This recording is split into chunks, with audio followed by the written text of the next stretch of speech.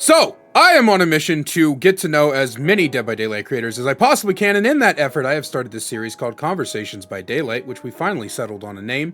And today, I am joined by the king of Twitch shirt parodies, HEXT GG. HEXT, how you doing today, bud? Yo, what up? I'm doing good. That's it's a mighty big title you've given me. that's that. When I wanted you for the series, the very first thing I said was that's going to be the title of the video. Is I interviewed the king of Twitch shirt parodies. So for people out there who might not know much about you or what you do or anything like that, you wanna tell them who you are and everything. Yeah. So my name's HEXT, obviously. I mainly stream Dead by Daylight.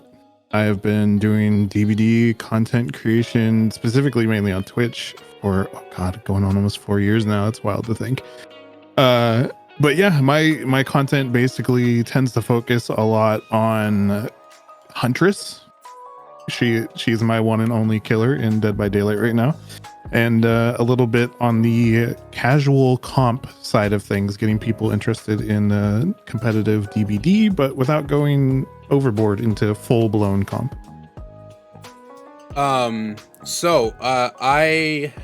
those of you who don't know how this works, I have written some questions myself, and then we pulled some questions from the community over the past few days. And this isn't like it's not like an interview like you do for a magazine. This is more similar to like a talk show, where we just kind of use the questions as jumping off points, and then we go from there, see what happens. It could be 30 minutes, it could be 3 hours, but you never know. So the first one, probably the most obvious one on a lot of people's minds, is why out of every single, what are we at now, 36 killers in the game with Vecna? Oh, it's a big number, yeah. Somewhere like that. Why out of 36 killers, why Huntress, and why almost exclusively her? It's like tough, but not tough. So I used to be a Deathslinger main back before I was a Huntress main, and I don't know, like I felt like I had kind of hit the ceiling with Deathslinger, and I was like, you know what, like I want to change it up. I want to like broaden my horizons a little bit. So I had never done well with Huntress, which is weird because like Slinger and Huntress not too far off in gameplay style. They're pretty similar. But I just never picked her up. I couldn't get used to like, the power that needed to be used, whether it was like full blown or lobs or, the trajectory patterns, all that kind of stuff. Like I was just terrible. I couldn't hit the broadside of a barn. But I was getting bored with Slinger, and I was just like, what if I just forced myself to get better? So I would literally just sit on stream and be like, all right, today we're playing Huntress, and I'm gonna force myself to learn this killer. And just slowly over a period of time, watching people that were huge inspirations to me, like Coconut and Ralph, watching them do their things, and then discovering Rayoxium down the road, who is also a fantastic Huntress, who I don't think gets enough recognition either. I just like became enthralled with what they could do with her, and the rest is just kind of history. Hearing that squishy splat all the way across the map when you hit a hatchet, just the dopamine is on high when that happens. And it just, all these years later, I think I've now been almost exclusively maining her for almost three and a half years, something like that now. It just never gets old. Never gets old. No, I feel you. I wish I could say. I mean, I guess my main is technically Vecna. I took like a month off from him because like the nerfs that they gave him like pissed me off so bad. I actually have a video coming out about this. Before this interview will go live, it's already scheduled to upload on the channel. But yeah, I have a video coming out about this where I was just like, guys, I don't think that the nerfs killed Vecna or that they even weakened him that much. I just hated the principle of it. Like it just like, I was like, Vecna did not need what they did, and they only did what they did because people wouldn't shut the fuck up. And so like I took like a month off of him, but before Vecna it was Hillbilly, and before Hillbilly was nobody. Like I literally, so far on this channel, I have interviewed a Xenomorph main, a Legion main, a Blight main, and now you a Huntress main, and I have like I have no idea how to relate to people who have mains, because like I get so bored so quickly that I need to like jump from killer to killer, so I have like more of a rotation. But Huntress is in my rotation. I get what you mean with the dopamine hit. I said this in my Huntress analysis. She's just there's just something about the way she feels. Like I was talking to Bran about this. I don't know if you know him, the Mr. Headache. But I said like one of my favorite things about her is that Behavior did a great job making the hatchets feel like they have weight. Yes. Like you feel like you're actually cocking back your arm and throwing the hatchet. Like it's amazing how good it feels. And that's honestly, I think that's one of the things that pulls me to her a lot. My early days of like playing video games when I was younger was the Battlefield series. And for as long as I can remember getting into like FPS games and stuff, I was never like the run and gun, like just go in and try to kill as many people before they take me out kind of person. I was the person that would try to find every different way to like flank everything that was going on in the map, and I would find some obscure spot to lay down, and I would be sniping people from hundreds of meters out. Like that was the thing that I enjoyed. And learning at the time, being young and not knowing a lot about physics, learning bullet drop and all that kind of stuff in those games was really, really intriguing to me. And I think that's one of those things that kind of hooked me with Huntress, because she has a very similar thing. Like she has hatchet drop, and it always depends on like, how high up you're aiming, how much power you're putting into the throw, which is, I think, one of the things like a lot of people tend to struggle with the most is how much power, because it changes the way the hatchet works immensely. Between full power and just tapping, M2 to get that throw off. Yeah, it's such a dynamic. I think it's literally more of a dynamic power than people realize. I think I put her skill floor at like a medium, where her skill ceiling is massive, but like her skill floor is like you need a little bit of time. But there's some basic stuff you can do to get used to her, But like after a while, it just like it becomes like I've been trying to practice orbitals when I play her, which I'm terrible at. I'm sure people can. There's background B-roll that I recorded earlier today where I have never hit a single orbital yet. I've thrown about 500 of them and not a single one has ever landed. It's a challenge for sure. Like unless you're using the FOV cheese, which makes orbitals just kind of like you don't really even have to think about it. You just look at the gen, wait for the pop in, you're far enough away, you throw it, and then you're almost guaranteed, unless the survivors are very aware.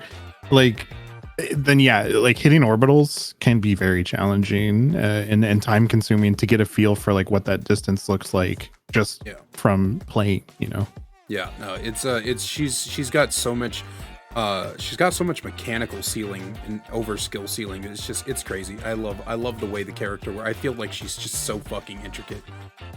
There's so many like psychological games that you can play with her, because you even have the baiting of orbitals. So I don't know if you've seen anybody do this, but this is like a really interesting tactic. Like if you know that you have very aware survivors and that they're looking for orbitals, one thing that you can do is throw an orbital to get their attention, and they look at that and they're like, okay, I need to move here. And you kind of use the prediction of like how the survivors behaved over the course of the match so far, and you predict throw where they're going to go to avoid the orbital. That's so galaxy brained.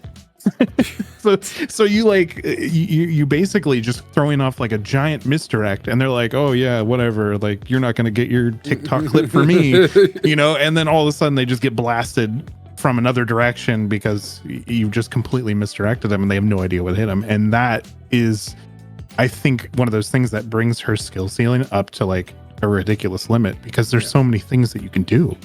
Yeah, no, for sure. My personal favorite, I don't know if there's a technical term in the Huntress community for it, but my personal favorite thing to do is to throw over those obstacles that are just barely too tall for them to see that you're throwing a hatchet, and smacking them in the fucking forehead. That's like my favorite thing to do. Like earlier I was on, I think it was on Bitch Ham Preschool, And there's these tire stacks, and then there's this thin gap. And this person was running into the single gen building, and I threw it straight through that thin gap and hit them. And the in-game chat, they were like, "How did you curve the hatchet?" And I was like, "What?" You didn't. Yeah. No, I don't even know how many times I've had that conversation with people on stream after they come in from a match that we just had. And they're like, "Oh, you curved the hatchet," or the hitbox looked so ridiculous. And I'm like, bro, you went around a corner and there was a doorway there. I threw through the doorway. Like, I didn't hit you around the corner. I hit you through the door or the window or you know, like the small opening that I could throw through. But like the default is always like, you know, like the community go to of like, oh, she throws Mack trucks, you know, like sometimes it's just a throw that you didn't expect that hit you from a different direction of what you thought you actually got hit from, or, you know, something like that. So yeah, it's a very engaging conversation to have with people, because it's tough. If you don't main a killer, and this goes for like any killer, each killer has like specific texts or like little things that people don't know unless you main them, or you know somebody that does, because then you've seen it before, or you watch somebody. Like, you know, if you watch Coco for a while, you're gonna start to figure out some of the, you know, Hunter's trick shots that exist. But if you just never watch that content, well, then you have no idea what that killer is capable of at a high level. And I think that gets a lot of people frustrated in some ways, because I just don't think people want to engage sometimes on that high of a level for killers sometimes. You know, you expect the basic M1 looping, and that's the core of the gameplay, and thinking past that is just something that I think some people don't want to do, and that's okay. That's okay. Like, sometimes you just want to load in and have fun and just chill. You know what I mean? You don't want to have to think of gigabrain moves that are about to happen to you because somebody has spent 5,000 hours on a single kill. No, and I have like a halfway agreement. You know, I think it is okay to not want to think deeper than that. I think my issue comes in is that when you don't want to think deeper than that, you try to force the game to go towards your line of thinking.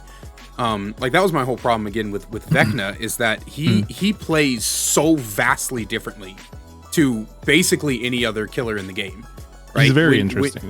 When you're going against Vecna, you cannot treat him like an M1 killer.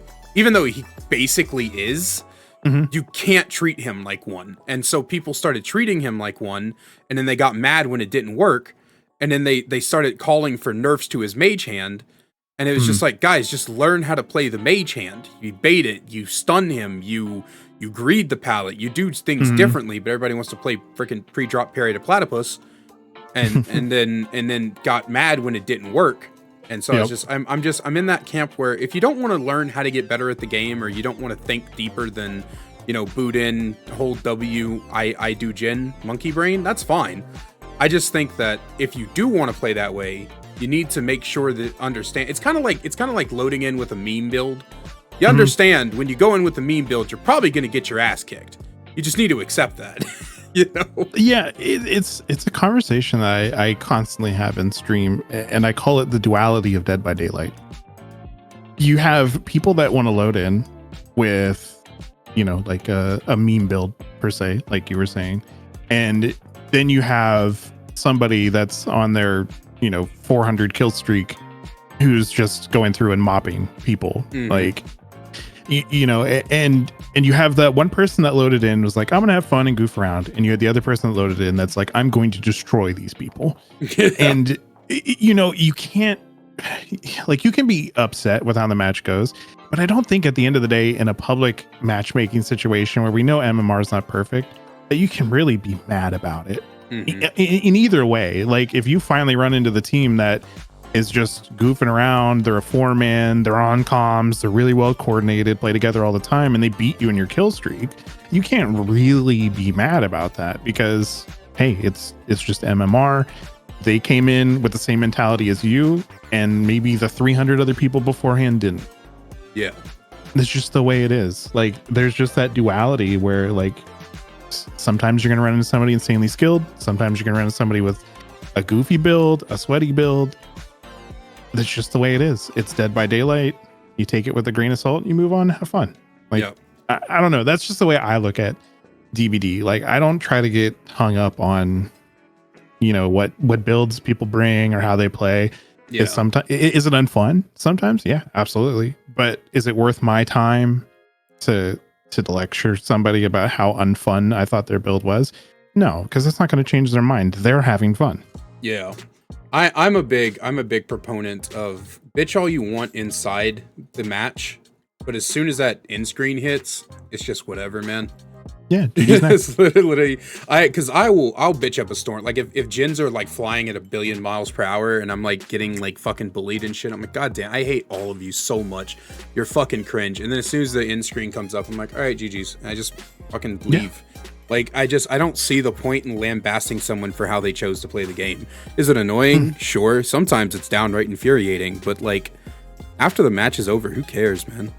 Yeah, I mean, your energy is spent better elsewhere. Like, I don't know. That's my constant thing. Like, if people make it all the way into my chat, you know, I'm just kind of like, bro, you spent the energy to look me up, figure out if I was a streamer or not, and then from there you go onto your website, tippy tap, you know, find me. Then you load in, you read my rules. That say like I don't care like that you're gonna come in and complain because whatever, it's a game. And then you proceed to, you know, make a scene, and it's just kind of like, could that energy be put somewhere else, like in a more positive facet? Just be like, hey, GG's, good luck next, whatever, like have fun. Yeah, like I honestly think that it's just not that hard to just go next. Like at the end of the day, like let people kind of have their fun. Like obviously there's a limit to everything, but like if somebody wants to tunnel an entire game, whatever, tunnel. If somebody wants to build a crazy gen build that gets a gen done in 20 seconds, whatever, have your fun. Like, yeah, I don't have to deal with that every single game, right? It's just that game. So why is it something that should change my whole entire mood, my whole entire day, you know, when it's a 10-15 minute ordeal? Yeah, no, exactly. I mean, like even today I was playing because I knew we were going to be doing this later tonight, so I wanted to get the B-roll footage because I assume that you're going to pick Huntress when I ask you later on. So I wanted to get some of the B-roll footage, so I was just playing, and I haven't like been in the best of moods today. I've kind of like been a zombie. I'm not going to get too deep into it, so I wasn't really paying attention. I was like, I'm just going to load in. I'm just going to play the game. You know, I'm just going to zone out, listen to music on full blast and just play the game. And apparently, I couldn't tell you. I went back and watched it and it kind of was, but apparently this tap ended up getting tunneled out. What happened is that he was an idiot and he didn't know how to pay attention, had zero situational awareness. And my monkey brain was just like, see survivor, chase survivor. So this tap ended up getting found basically twice in a row. So I had hooked him and then hooked a couple of other people. And then I found the tap and I hooked him again. And then I couldn't find anyone else while he got unhooked. I was on the other side of the map. And so then I ended up finding him again. And I ended up, you know, taking him out. And I was just like, you know, again, I wasn't paying attention. I didn't really notice. But after the game was over, I went to check my Twitter, and I noticed I had a notification in my Twitch tab. And I went, and there was like a 4-paragraph whisper from somebody who wasn't even the tap, like lambasting me for tunneling the tap out. And I just responded to them. I was like, was that game really that important? That you clicked on my profile at the end of the game, saw that I streamed on Twitch, went to your browser, typed in my Twitch name, and then went to whisper me when you saw I wasn't live and you wrote 4 paragraphs? Was all of that important? And they just responded like, well, you responded. I was like, that's not the point. Like, I'm genuinely concerned for your mental health. That all of that was that important, my guy. It's just really weird. Like, it's almost like people take it as a mission to make it a point to be like, you did something I don't agree with, and it's like, cool.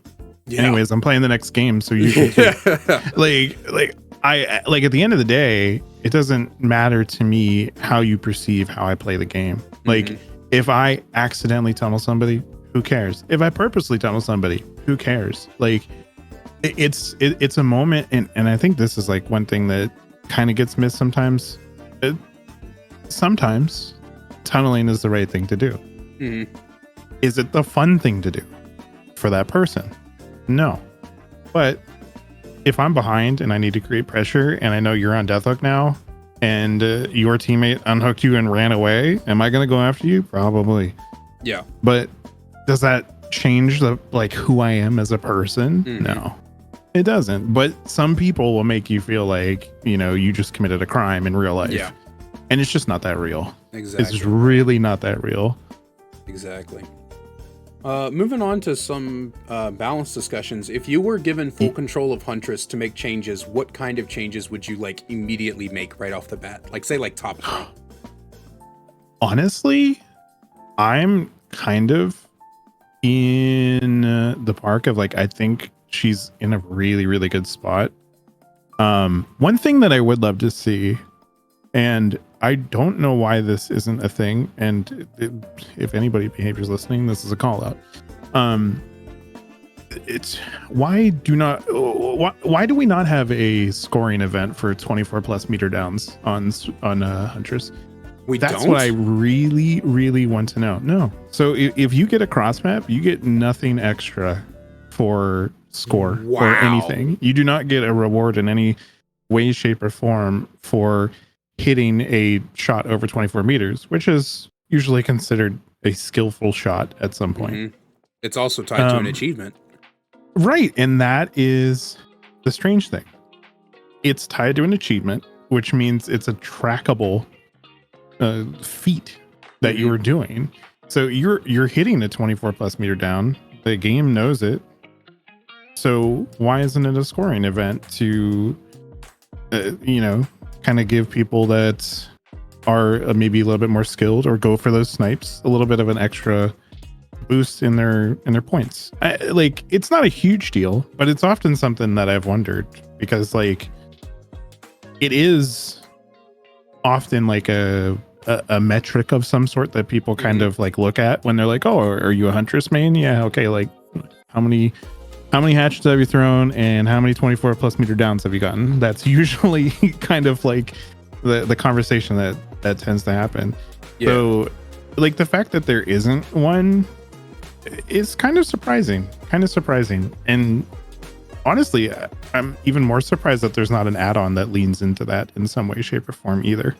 I am surprised that you didn't mention changing those fucking belt add-ons to something that isn't dog shit. I forget about those. I completely forget about those. I choose, like, once those got changed, I was like, oh great, here we go, we got haste, yeehaw. Like, yeah. and in the grand scheme of things, it doesn't really make a difference unless you're double stacking, and at that point, like, you're better off using different add-ons to begin with. I would say to like maybe couple with the 24 plus meter down or hit in general scoring event, having, and I don't know, some people say that this is like not the greatest, but I would be very, very interested to see like Eerie heads changed to only be insta downs over 24 meters.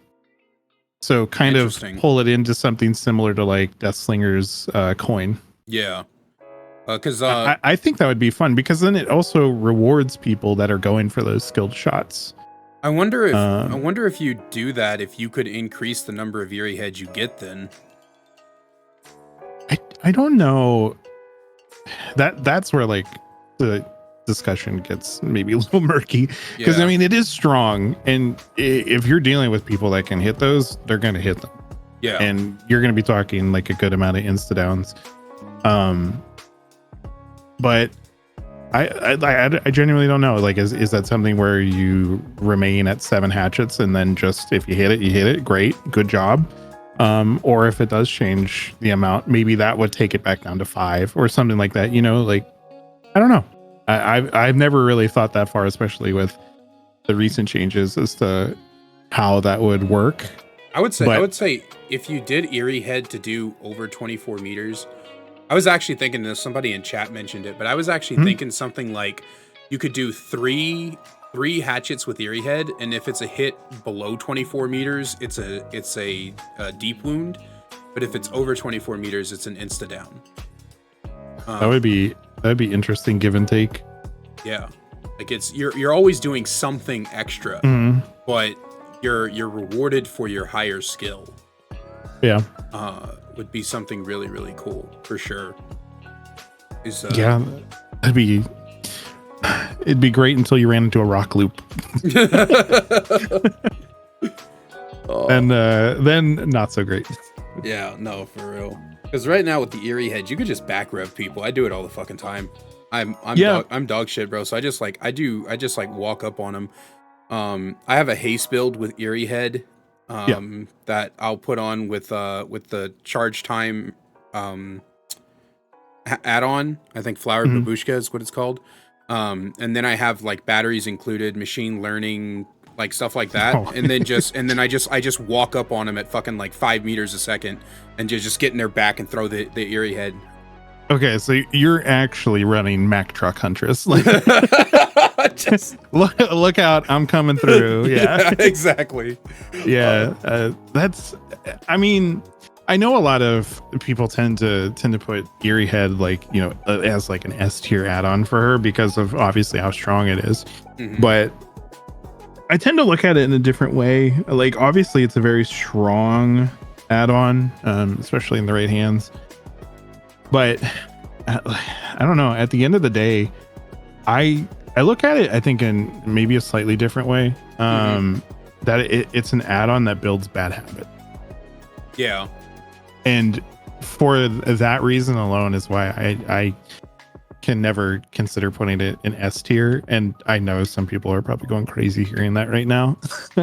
But I don't know. I tend to like not like things that I wouldn't like either. So like as a Huntress main, I don't like going against the Eerie Head because it's usually a very unfun situation, right? You can dodge every single one of those hatchets until it finally hits somebody, and then it's an insta down, and then you know that person is dead.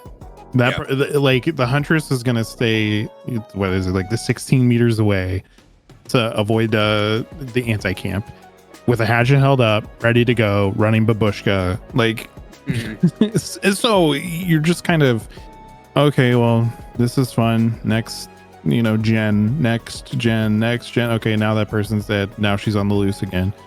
You know, and to me, it leads to a very unfun gameplay experience. And that's kind of how I tend to, like, I don't know, look at things as far as like perks and add-ons, is like, I don't like to run things that I wouldn't like to go against, I guess. Yeah, no, for sure. I see it from that point. I'm not that way because the way I see it is everybody else is going to run this shit. So fuck them. Yeah. No, back when back again, the duality of Dead by Daylight. Yeah, exactly. Back when I was in Apex, we had this meta with a gun called the Spitfire. And it was the most cringe weapon on the planet. It was an LMG, so it like literally you could sit there and hold the fire button down for like a solid 3 minutes, and just turn your brain off. Yeah, just turn your brain off and just hold the button down, and you never stop shooting. So yeah, on top of that, the gun did like massive amounts of damage per bullet, and during it, I would run it, and people would come in after they'd get killed by me, and they go, "Cringe Spitfire user." I was like, dude, everybody else is using it. I don't give a fuck. I am not going to be at a disadvantage on some weird moral grandstanding. Eat my ass. Like, you can't expect people to not use the best thing available. Yeah, exactly. Especially in a PvP game. Like, if there's a perk that's broken, even if it's an exploit, you know damn well people are going to be using that. And at the end of the day, if it's an exploit, can you be mad? Yeah, of course, you could be a little upset because we would like to believe that people might not abuse things like that.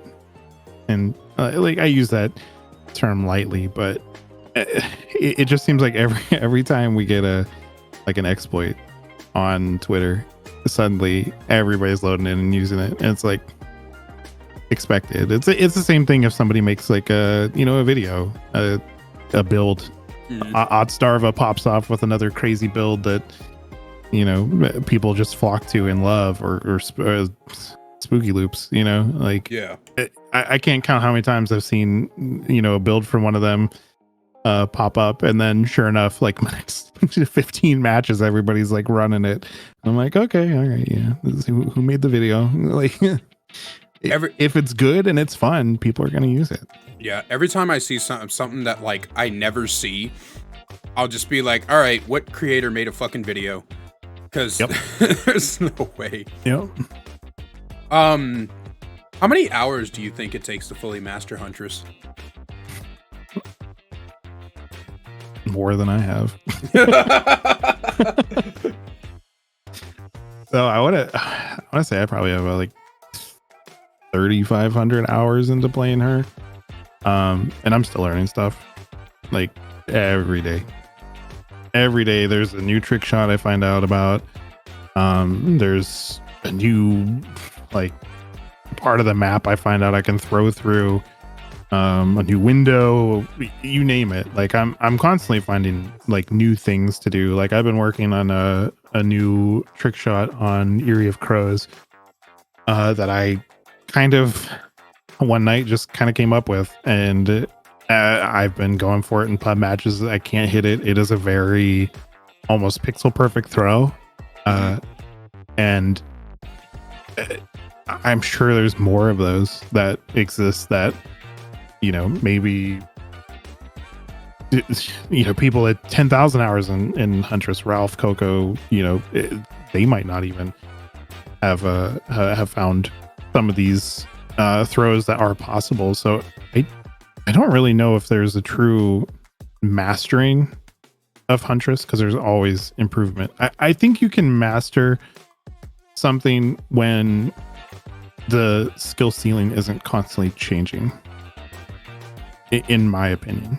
I think you can be great, you can be an expert, but I don't think you've truly mastered something until that skill ceiling stops moving. And with the way that DBD is, with new perks and new maps constantly coming out, you're never truly like a master of the killer. Right. Until you like, can you hit every trick shot first try? Like, no. Like that's what I would consider to be a master of something. So I don't know if you could actually put like a numerical value on that, in my opinion. I'm sure there's other people out there that'll say like, oh, 3,000 hours, you should be a master, or 2,000. I know the hour conversation in DBD across the board, whether it's just playing in general or playing as a survivor or playing as specific killers, everybody has their own interpretation of beginner, intermediate, expert, and per se master. And it's a hot topic. But yeah, I don't know. I just don't think I could put a numerical value on that, because like I said, I think the skill ceiling is ever changing, and with new maps constantly coming out, you're constantly having to like teach yourself new stuff and find those new things that exist to kind of increase your overall skill with the killer. So yeah, for sure. It's hard. That's actually a really hard question for me. On a slightly related note, Behavior, please delete the invisible walls around Garden of Jagov's main building. Please, could I just throw shit from the top, please? Thank you. Yeah. There's yeah, it's a frustrating yeah. I just I think of the God, what was it, the Blood Moon event? I think was the name of it. Going through that and throwing a hatchet and just watching it explode for no reason in thin air. I do not get tilted very easily, but there was something in the water when I would throw a hatchet and like 2 feet away, nothing there, it would just explode. I'd be like, you've got to be kidding me. You know, lining up for like a perfect cross map. You know, it's going to be a great clip, great hit, something you haven't hit yet, maybe something you've been searching for a while and trying to get it, and it finally presents itself, and then you throw it, and then 3 feet away, and you're like, what the fuck? Yeah, no, the way I put it to my chat is, if I lose because of my own incompetence, that's on me, and I'll get mildly irritated. If I lose because the game is just decided I'm going to lose, that is what pisses me off. Yeah, I would just like your game to function, please. That's all I ask. Yeah, I mean, I don't know. After 6,000 hours of playing DBD, there's things that I think you just come to terms with. Like, I don't know. And like, this rounds back into the whole, you know, Huntress conversation is her hitboxes, or should I say Survivor hitboxes, that are the actual problem, along with, you know, netcode and all these other things. But like, I just, if I go against the Huntress, I am expecting at least one hit that match to look terrible. It's something that, like I said, after 6,000 hours, I expected. If I'm against the Huntress, yeah, I'm probably going to get hit 2 feet behind me. I can't get upset about that. It's been that way for years. Should it change? Yes. Is it going to change anytime soon? Probably not. Yeah. So that's one of those things. I think sometimes when the game just deals you a bad hand, bad RNG, hit validation, somebody drops a pallet and you get the scream and the blood, but then they run away fully healthy. Yeah. It's just like, at this point, I'm like, yeah, okay, whatever. Anyways, like on to the next. Let's get the next hit validation hit in. Let's line it up.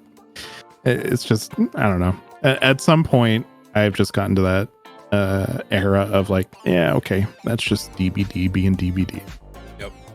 Is it great? No. Should it change? Yeah. Anything I can do about it? Fuck no. I'm not gonna waste my time caring about it. No, I feel you. Any advice for people attempting to learn Huntress? Like, what's some good starting places for them to go? Learning Huntress? Honestly, I think some of the best things that you can do, and this I think goes for any killer in general, if you are very, very interested in the killer and you think it's somebody that you want to dump a lot of time into, find content creators that specialize in those killers. Whether it's on YouTube, whether it's on Twitch. Twitch is usually a little bit better because you can ask questions in real time and get answers to those from the person in real time as these things are happening. But honestly, like, finding a content creator that you vibe with, that, you know, you kind of fit in with in their community, and just kind of taking in some matches, like watch some of the things that they do. Because like, it just goes back to earlier. It's one of the things that I did when I was picking up Huntress. I literally just sat down and I watched Coco. I watched Ralph. I watched Rayoxium. I watched the little things that they did. I watched the big things that they did. And I just kind of ingested all that information, and it gave me a good starting point. It gave me an idea of what the killer was capable of, and it allowed me to potentially ask questions if I wanted to, and kind of get that information of like, why did you do this? Why did you do that? Why did this happen? And it helps you build a knowledge base, because I think what happens a lot of times is people kind of hop into some killers. And I mean, if we look at some of the more complex ones that have come out recently, like Singularity, a lot of people find to be very overwhelming to learn. You know, if you try to dive into those, sometimes people just get discouraged very quickly, because it's like, I don't understand, why am I doing this? Or what do I need to be doing in these situations? Those kind of things. And a lot of the times I get answered just from watching, you know, a content creator that specializes in those killers. So that would definitely be the first thing I would kind of say. Like, if you have that extra time and you're on these platforms already, check out some of the content creators that specialize in those killers, because it will make starting your jump off point so much easier. in the long run. I.e. HEXT GG. Yeah, I mean, there's so many people that specialize in so many killers. Like, there's bound to be somebody that you vibe with, that you're gonna have a great time with, hanging out, meeting their community, and just learning about the killer. Like, you're gonna have so much fun, and it'll be interesting, it'll be rewarding, and you can have people that you can go back to and be like, hey, I did this, I accomplished this on this killer because of, you know, something that I watched in your stream, or that you helped me with, or whatever. And there's that group gratification of people getting better at something that they all enjoy. Yeah. And I think that's really cool. And I think that keeps people kind of moving along with the interest of those killers, instead of falling off out of frustration and, you know, ending up somewhere else. On top of that, just like with Huntress in general, outside of like finding content creators, patience. Huntress is probably one of the main killers that pivots off of patience. If you're not patient and you're just like yuck, throwing like crazy, you're gonna miss tons of shots. It's gonna be demotivating. You're gonna feel like you don't understand how she's like functioning, because you're like, well, I'm throwing, and then you don't get to that point of like, okay, I'm gonna try to hold a hatchet, I'm gonna try to lob a hatchet.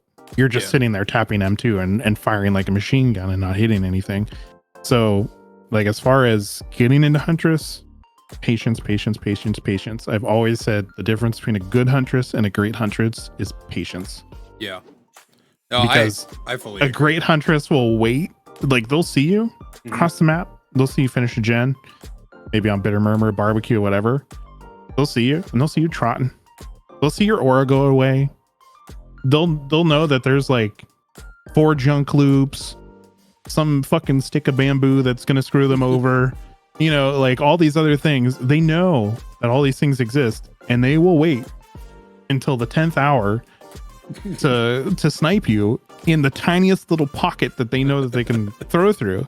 Meanwhile, you know, a good Huntress is just gonna chuck at any opening that they think they can try to hit through and hope for the best.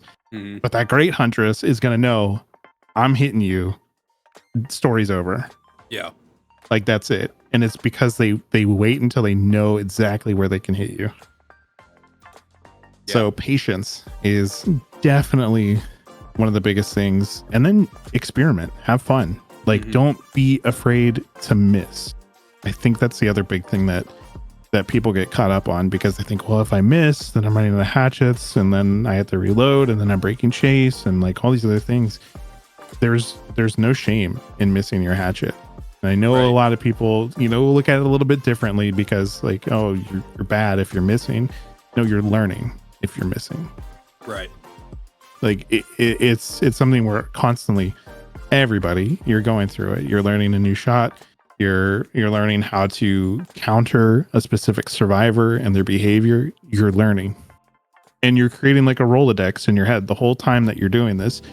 You're learning, okay, if I run into a survivor that tends to play like this, I can maybe counter them with the knowledge that I've built up over all this time. You know, like, I know I could probably try throwing a lob instead of throwing a fast shot, because I've already tried a fast shot. Maybe I could throw them off. It's like that. Right. Kind of like the reaction of like, okay, you've expected this. Now I'm going to hit you with something you don't expect. Now you just walk into it. Yeah. You know, because you're not expecting something slower. So, it's just patience and throw. Like, have fun with it. Go for goofy things, because like, you're not going to hit a shot if you don't take it. Right. What in your opinion is Dead by Daylight's biggest problem, and how would you fix it? I don't think you can.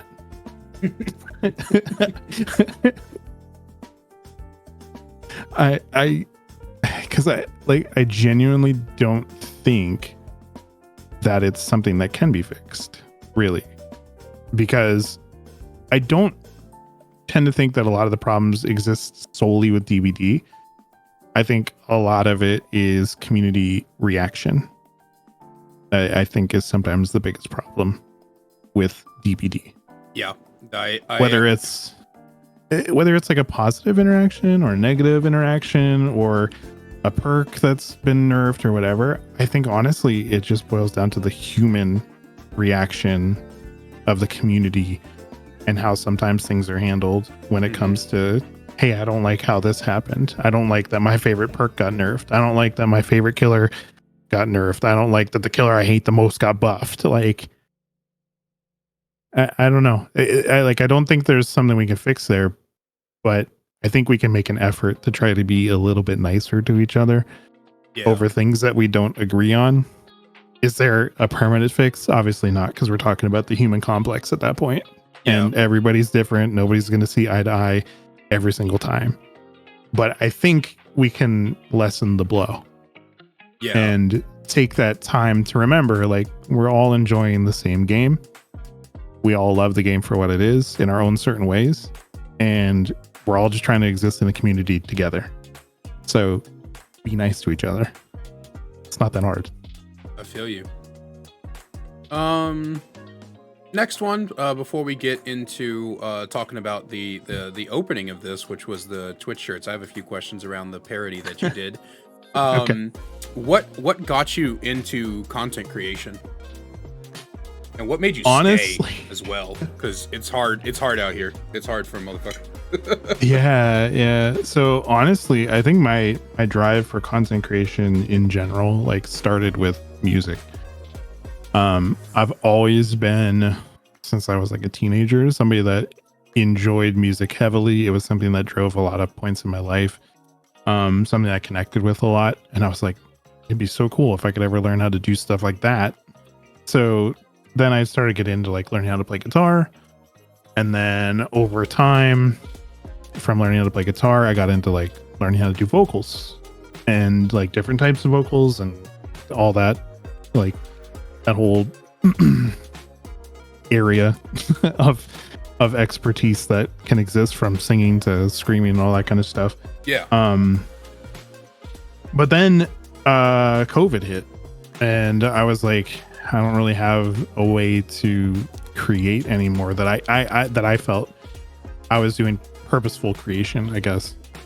And so I was actually kind of relinking up with a friend of mine who was already on Twitch, and I kind of got into their community, made friends, and kind of got to understand Twitch, because I knew about Twitch back when it was like just in TV, like way back in the early days. But it was just something I never got into. So I was like, okay, like this is kind of like a whole different culture in the internet space. Like, I kind of got to figure this out, being my age. Yeah. I'm not going to go there. I'm like, there's so many things that are obscure to me that I don't understand. So like, yeah, I just kind of got into that community and started learning more about the Twitch space and Twitch etiquette, all those type of things. And then I landed in the conversation of like, hey, you should get into content creation on Twitch. You should stream. I was like, well, I'm one of those people. I try something, I hyper focus on it, hyper fixate. I learn everything there is to learn about it. And then 5 weeks later, I'm like, I'm bored. Yeah.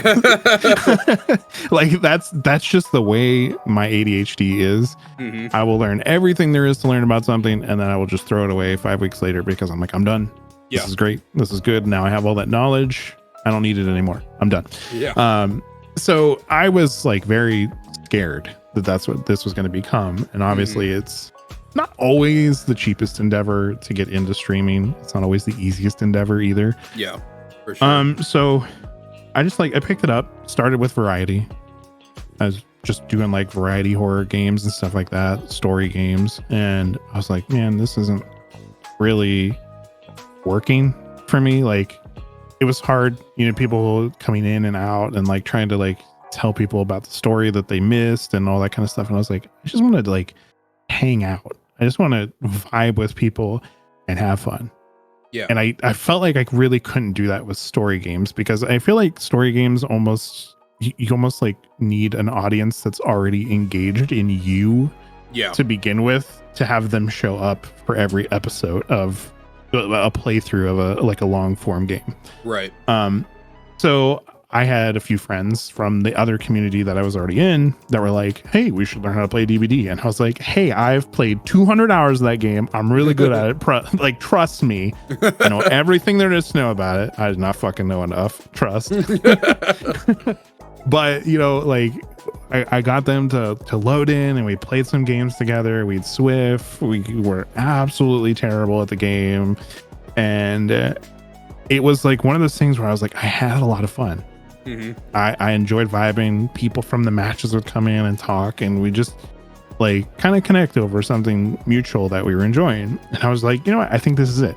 I think this is the one thing that I'm really enjoying. I'm having fun with streaming, and I just kind of went for it. It was like December of 2020 that I think it was that I committed.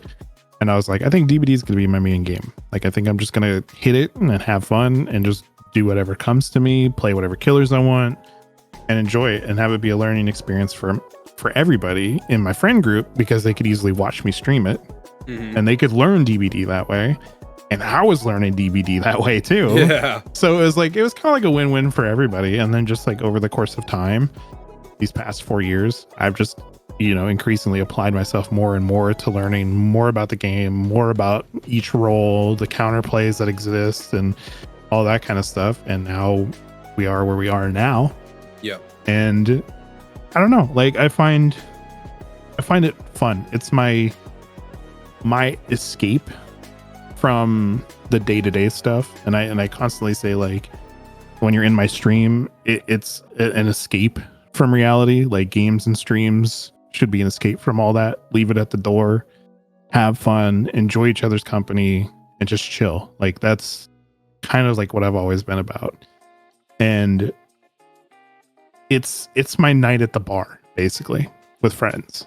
Yeah. Like, I get to sit, I get to hang out, I get to play a game that I love, a game that I enjoy, and I get to hang out with all the people that come by and say hi, hang out, watch me play Huntress for hours on end, you know, watch me do scrim nights with my casual comp team, the Chair Sniffers. If you haven't heard about them, now you have.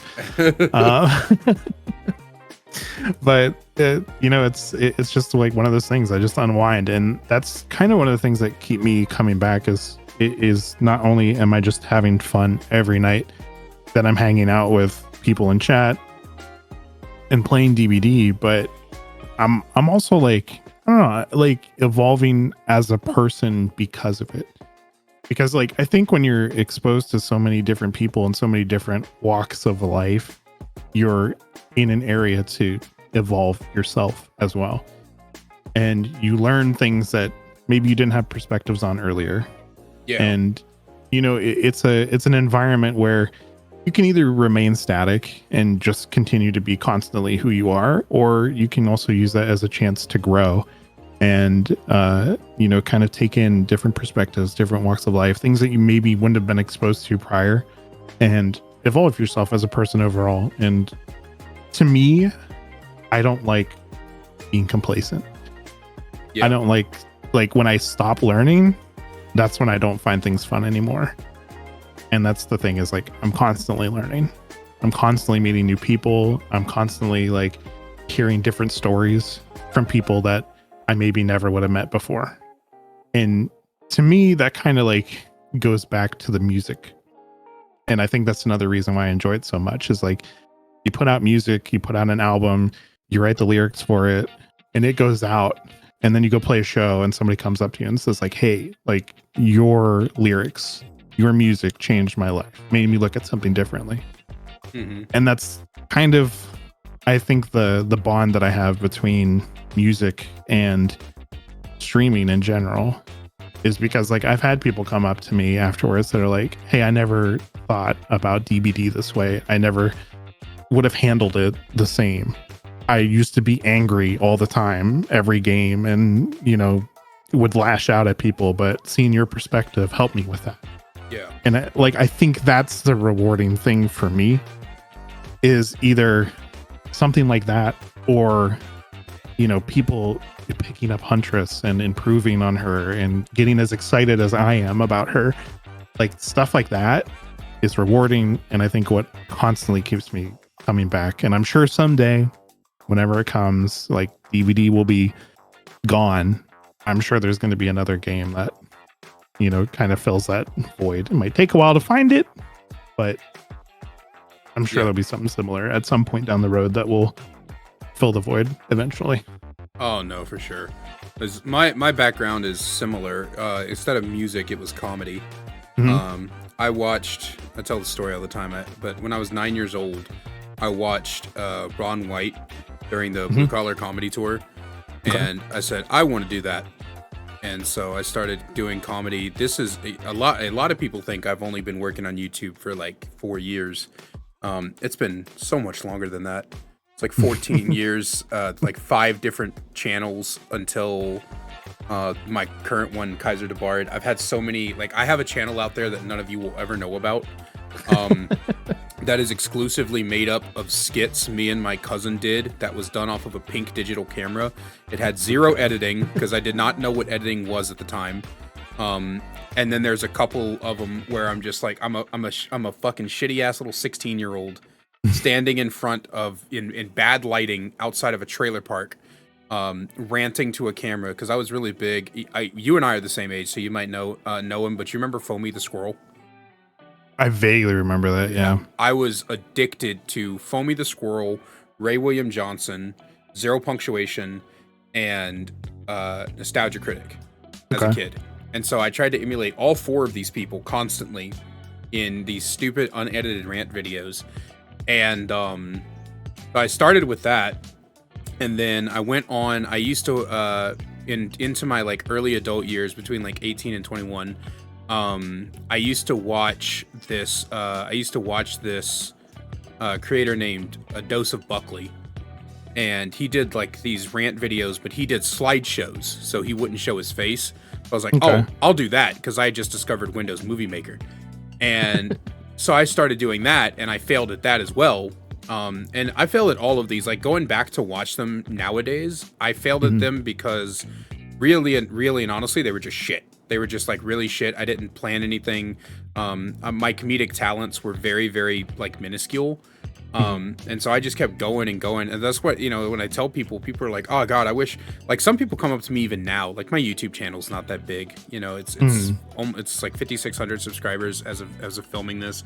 The average video gets between 1 and 3K views, give or take.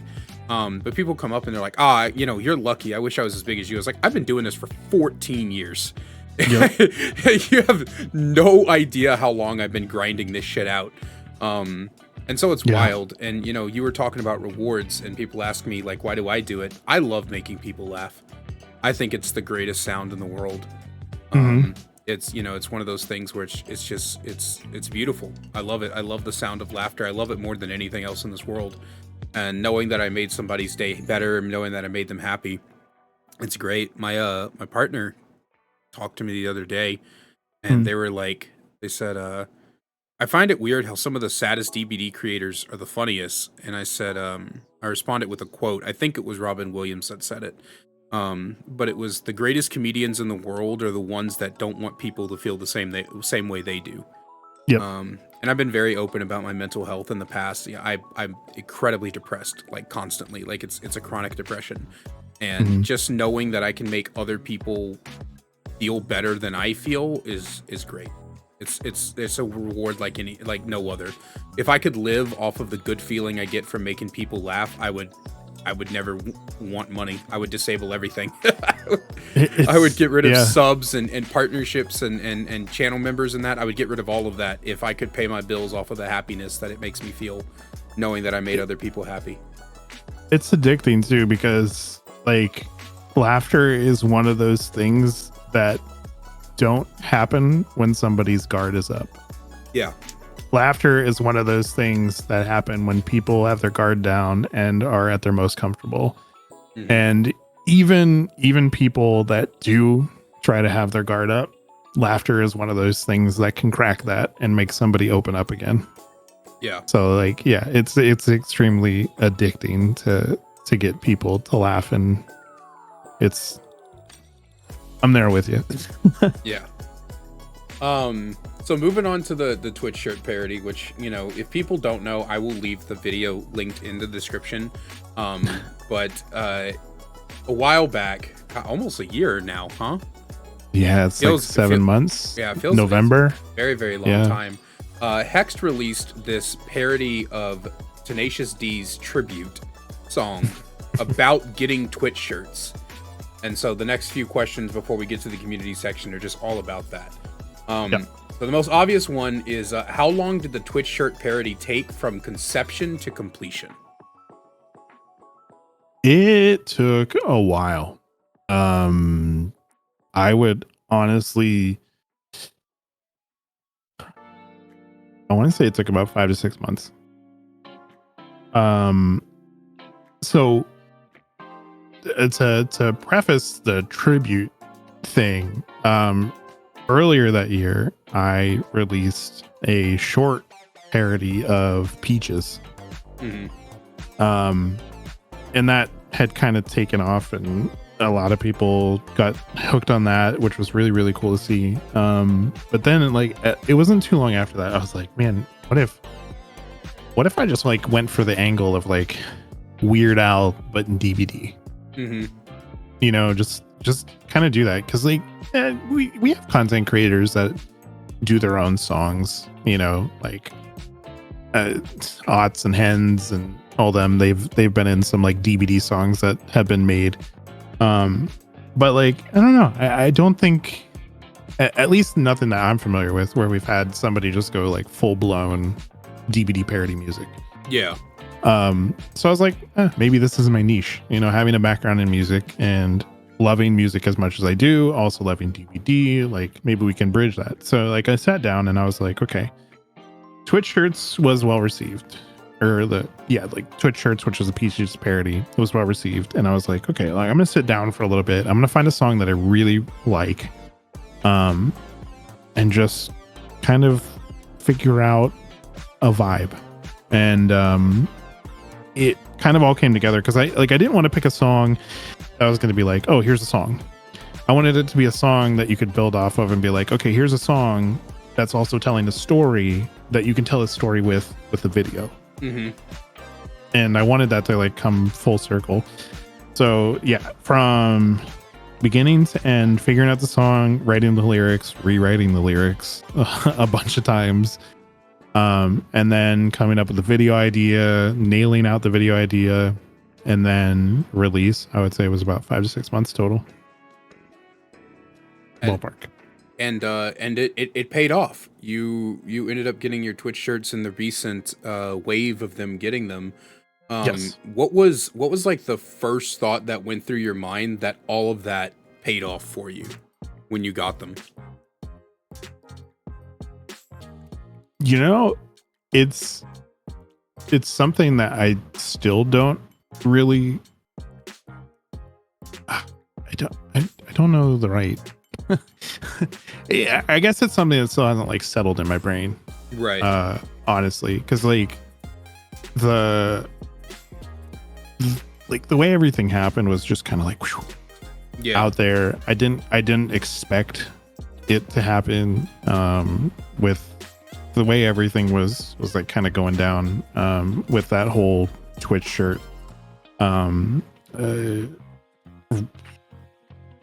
Twitch shirt-ageddon, I guess. Yeah. You call it, because like there were so many awesome creators that got the Twitch shirts during that period of time. But yeah, it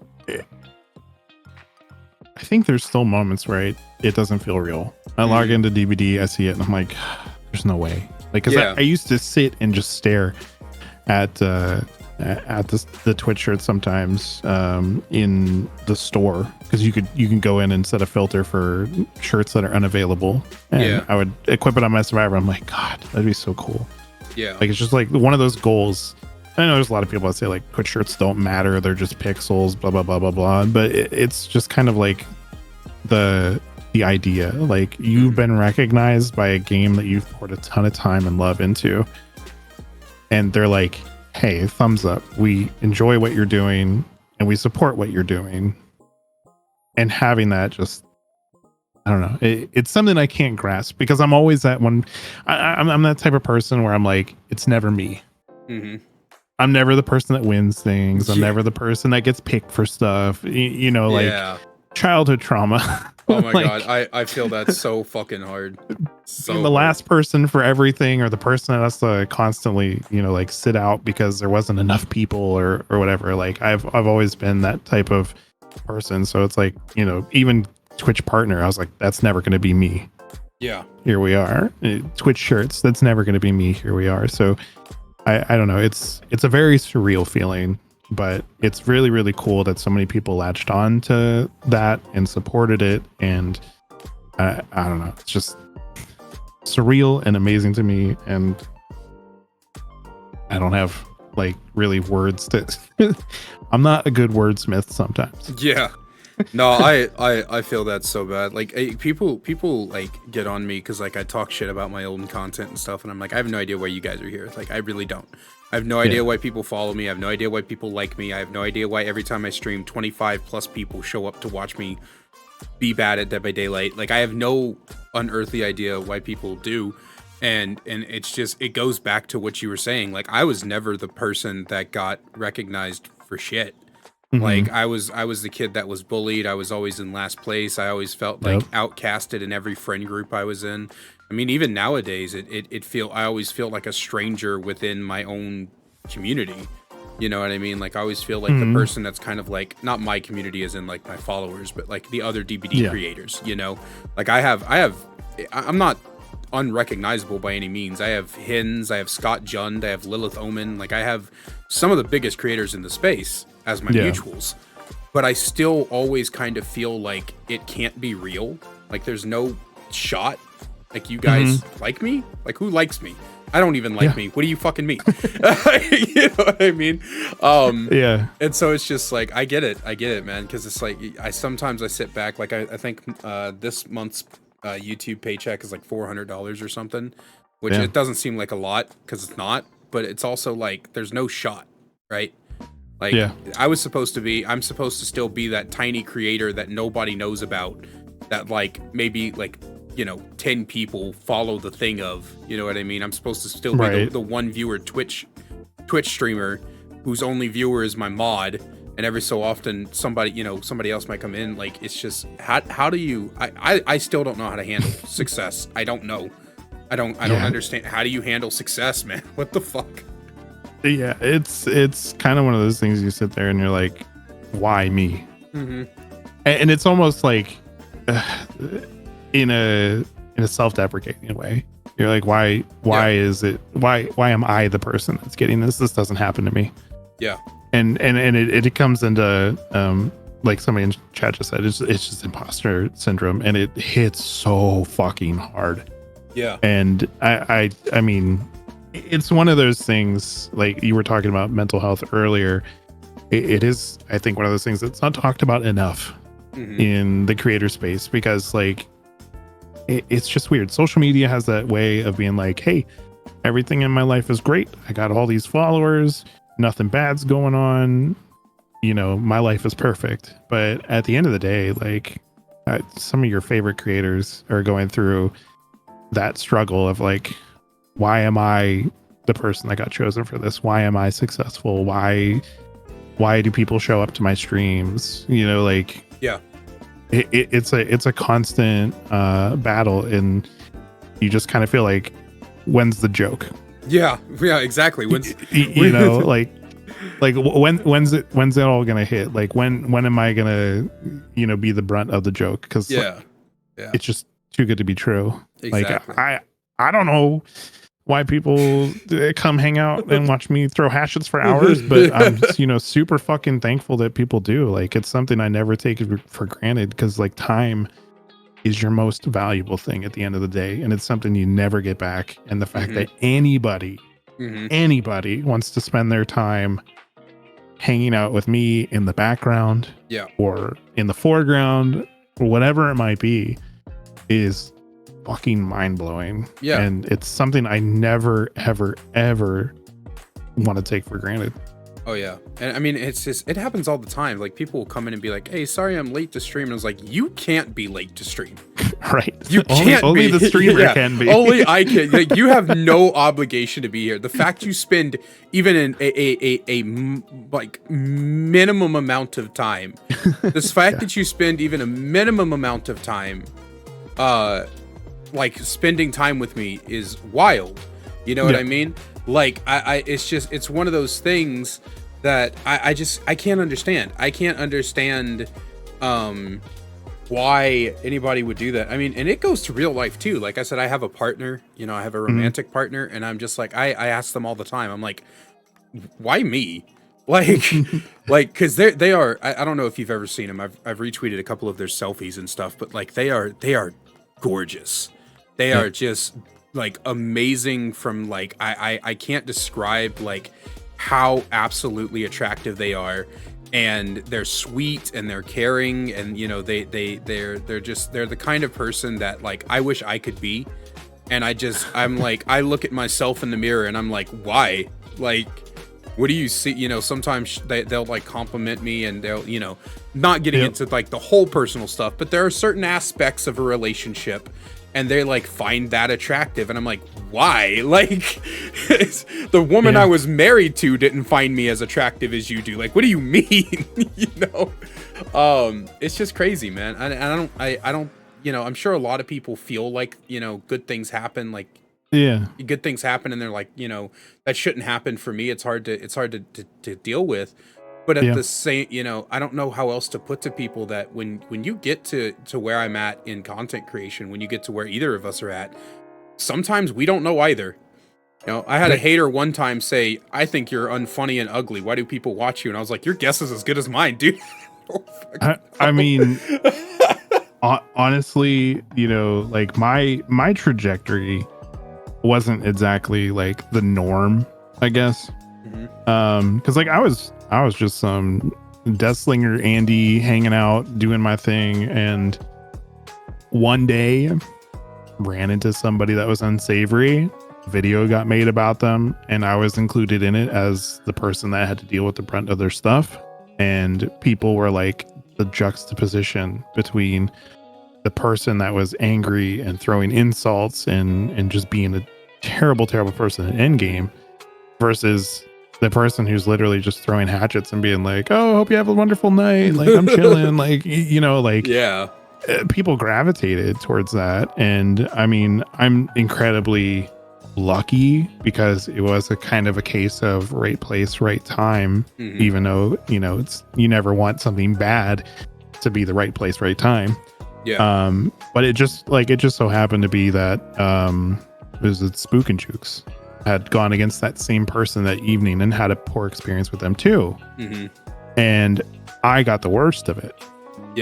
So it was like, they reach out like, "Hey, I know you dealt with this person, you know, like, do you mind?" And I'm like, I mean, if it gets people to know that somebody's not a savory character and is not saying good things in EGC, then like, by all means, do whatever.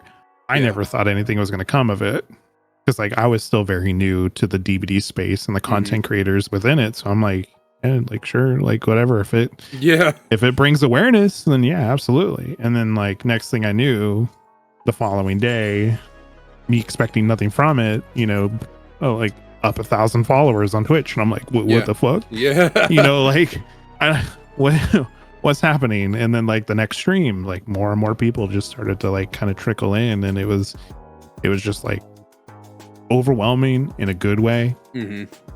Because like obviously it's just like I can't believe that there's many people that, you know, cared about how I handled something or my personality or whatever.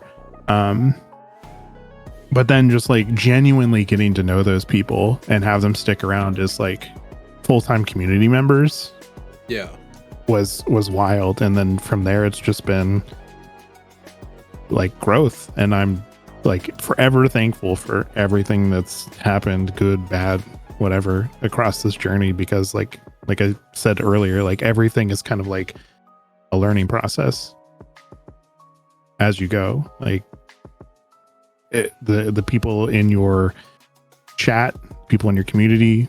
You're constantly learning new things from them, and you have that opportunity to progress and become a better person as time goes on. Yeah. And I think that was like a doorway to all that, and it's just been cool growth ever since then. And it's something that I always look at and I never take for granted, because you look at Twitch, and I mean, dude, there's like millions of people that stream. Yep. And so many people are never even hitting affiliate. Yeah. And it's just like mind blowing how why me? Yeah. Like I like, again, I look at it and I'm like, I'm that person that should still be like not an affiliate, because that's just like how I perceived my streaming journey to be. Yeah. And it's just crazy. Yeah, and I mean, and I get stuck on that as well. Most of the people in the community at some point know me from the streamer who raged at, on Pinhead at getting flashlight blinded. Aaron made that video on me, and when he first approached to make the video, he was like, "I'll blur your name and face." I was like, "I know what I did. I know what I said.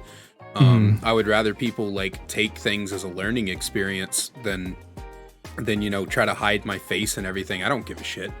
And it's like, I ended up telling him, I was like, the only thing I want for people to learn is that sometimes salty stream, this is why I really just don't like salt content in general. I was like, dude, sometimes salty streamers or people who are mad or frustrated or whatever, sometimes they're just having a bad day, dog. And I guess a lot of people took that to heart, because like, I didn't expect support after that, and just tons of it fucking poured in after. I mean, Aaron made his video, and I think I grew like 250, 500 followers on Twitch in a day. Like instantly. Like, it was crazy. Like, I had to turn the notifications off because I couldn't talk. It just kept popping up. It just kept popping up with my follower alert. And it's just, like you said, it's just, kind of right place, right time sort of thing, except I was the salty streamer this time around. Yeah. Most of the time it's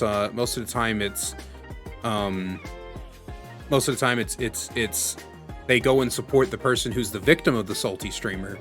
But, for me, people like saw the context, and they saw that I even tried to make amends for it within the same, not even like the same day, the same like 20 minutes after it happened.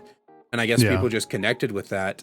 But I'm still like, I watch that video sometimes. I go back and watch old videos of mine because I have an ego, but I was watch that video sometimes, and I'm just like, why did this, like, after seeing that, like, because I cringe at it now, right. I cringe at the way I yelled and everything, and I was like, I watch people like talk, or watch people come in, and I'm like, how did you not see this the way I acted and not be like, yeah, fuck this guy? Right. It's weird, man. It's weird. Yeah, I mean, it's I think a lot of it was just a light into people forget that there's somebody else on the other side of a keyboard. Like there is somebody that's going through God only knows what, and like they might just be trying to escape it, for even if it's for an hour, bad home life, bad event in life, losing your job, whatever, and you're just like, fuck, man, I just want to chill and forget about things for a bit. And you do it, and somebody just pushes your buttons, says the wrong thing, does the wrong thing, whatever. Like, you're human. And at the end of the day, I think it's something, like I said, that people easily forget, is that there's somebody who has a family, who has a job, who has bills to pay, who maybe lost that job and still has bills to pay. Like, there's a lot of things going on in a lot of people's lives.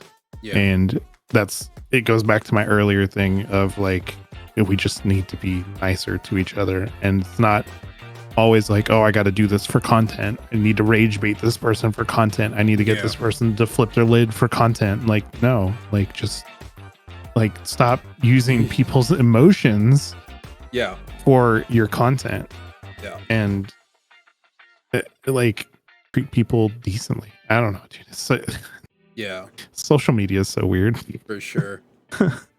Last question before we get into our community section. Do you have any other DBD parodies planned? And now that you have Twitch shirts, I could see you using your talents to produce some probably pretty quality, funny shit. Like, do you have anything else planned that you want to like start doing? So I have talked to my community because like I was just kind of interested. Like I was like, now that it's all over, like I'm not going to be making Twitch shirt parodies per se anymore. Right. But like, would people be interested in just general DBD parodies? And I mean, the consensus was yes.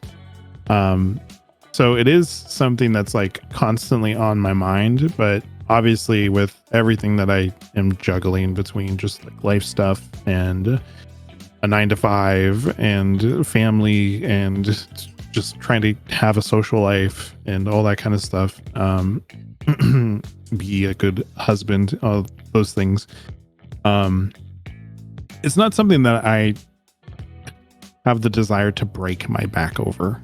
Right. And be like, okay, yeah, we're gonna have a schedule of a new parody song every month or every other week or whatever. Like, I think it's just gonna be one of those things. Like, if a parody comes to me and it's the right time, the right place, and I have the right song in my head for it, then I'll pursue it. I'll make it.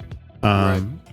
But I don't, because it's hard too, because you're in parody territory, right? Yeah. It's not really something that's easily monetized. Like that's got its own legal like gray area.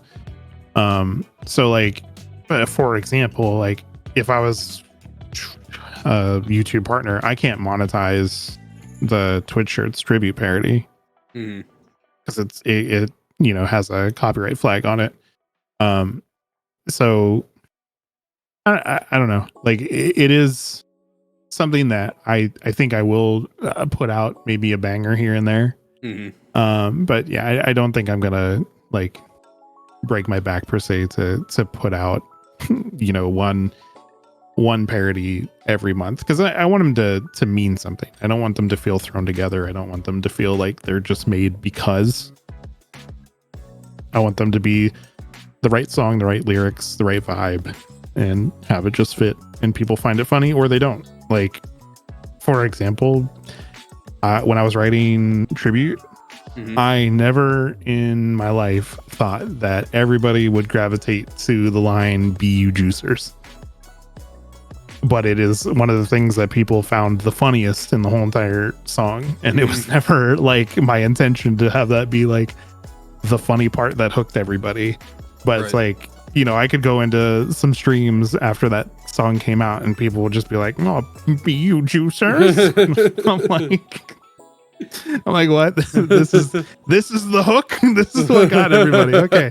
Like I'm floating with it, because like now it's my follower sound. It's my sound whenever I join like VCs and Discord. Like, just own it, because like it's funny and people connected with it in some way, shape, or form. So like I'm happy with it. But yeah, I think it's just something we'll have to see. I do have that desire to still create parodies, but I'm not gonna go ham with it and put one out every week at this point. Yeah, it's just not realistic. I feel that. So over the past couple of days, I reached out to the community on Twitter and on YouTube. Community tab, and we got some questions. We didn't get as many as we normally do, but we still got a little bit, a few of them, including one person who submitted 2, which I normally don't take 2 from the same person, but like I said, not as many as we normally do. So that person, you're lucky. You get both your questions to get asked today. First up comes to us from Michael Rumo. I think I'm saying that name right. Says, what do you think behavior should prioritize next when it comes to rework? A specific killer, progression, perks, certain gameplay mechanics, etc.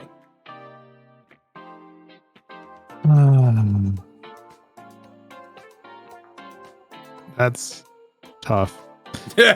Honestly, spin a fucking wheel. There's a lot of things. As far as reworks go, I would love, and this is like big capital letters, I would love to see Michael or Freddy. Yeah, I agree. Get a rework. Like, I know that in the like Q&A that they did on Reddit a while back, there were questions regarding like Michael or Freddy reworks, and of course, you know, it's the vague like, hey, we know you want them, but yeah, not priority right now. We can't talk about it. Talk to you next time, you know.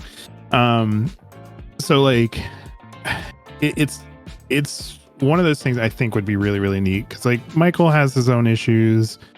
Freddy, I really liked, and I wasn't really around for this because like it's kind of, I think, right when I joined DBD, not too long after. But I liked the original idea of Freddy and the way his power functioned, like the fact that he actually had to pull you into the dream world and he couldn't harm you if you were like awake. Like that was really, really, really cool. But obviously it had its issues, and it kind of got reworked into what we have now. But I don't look at Freddy now as a dream master. Yeah, exactly.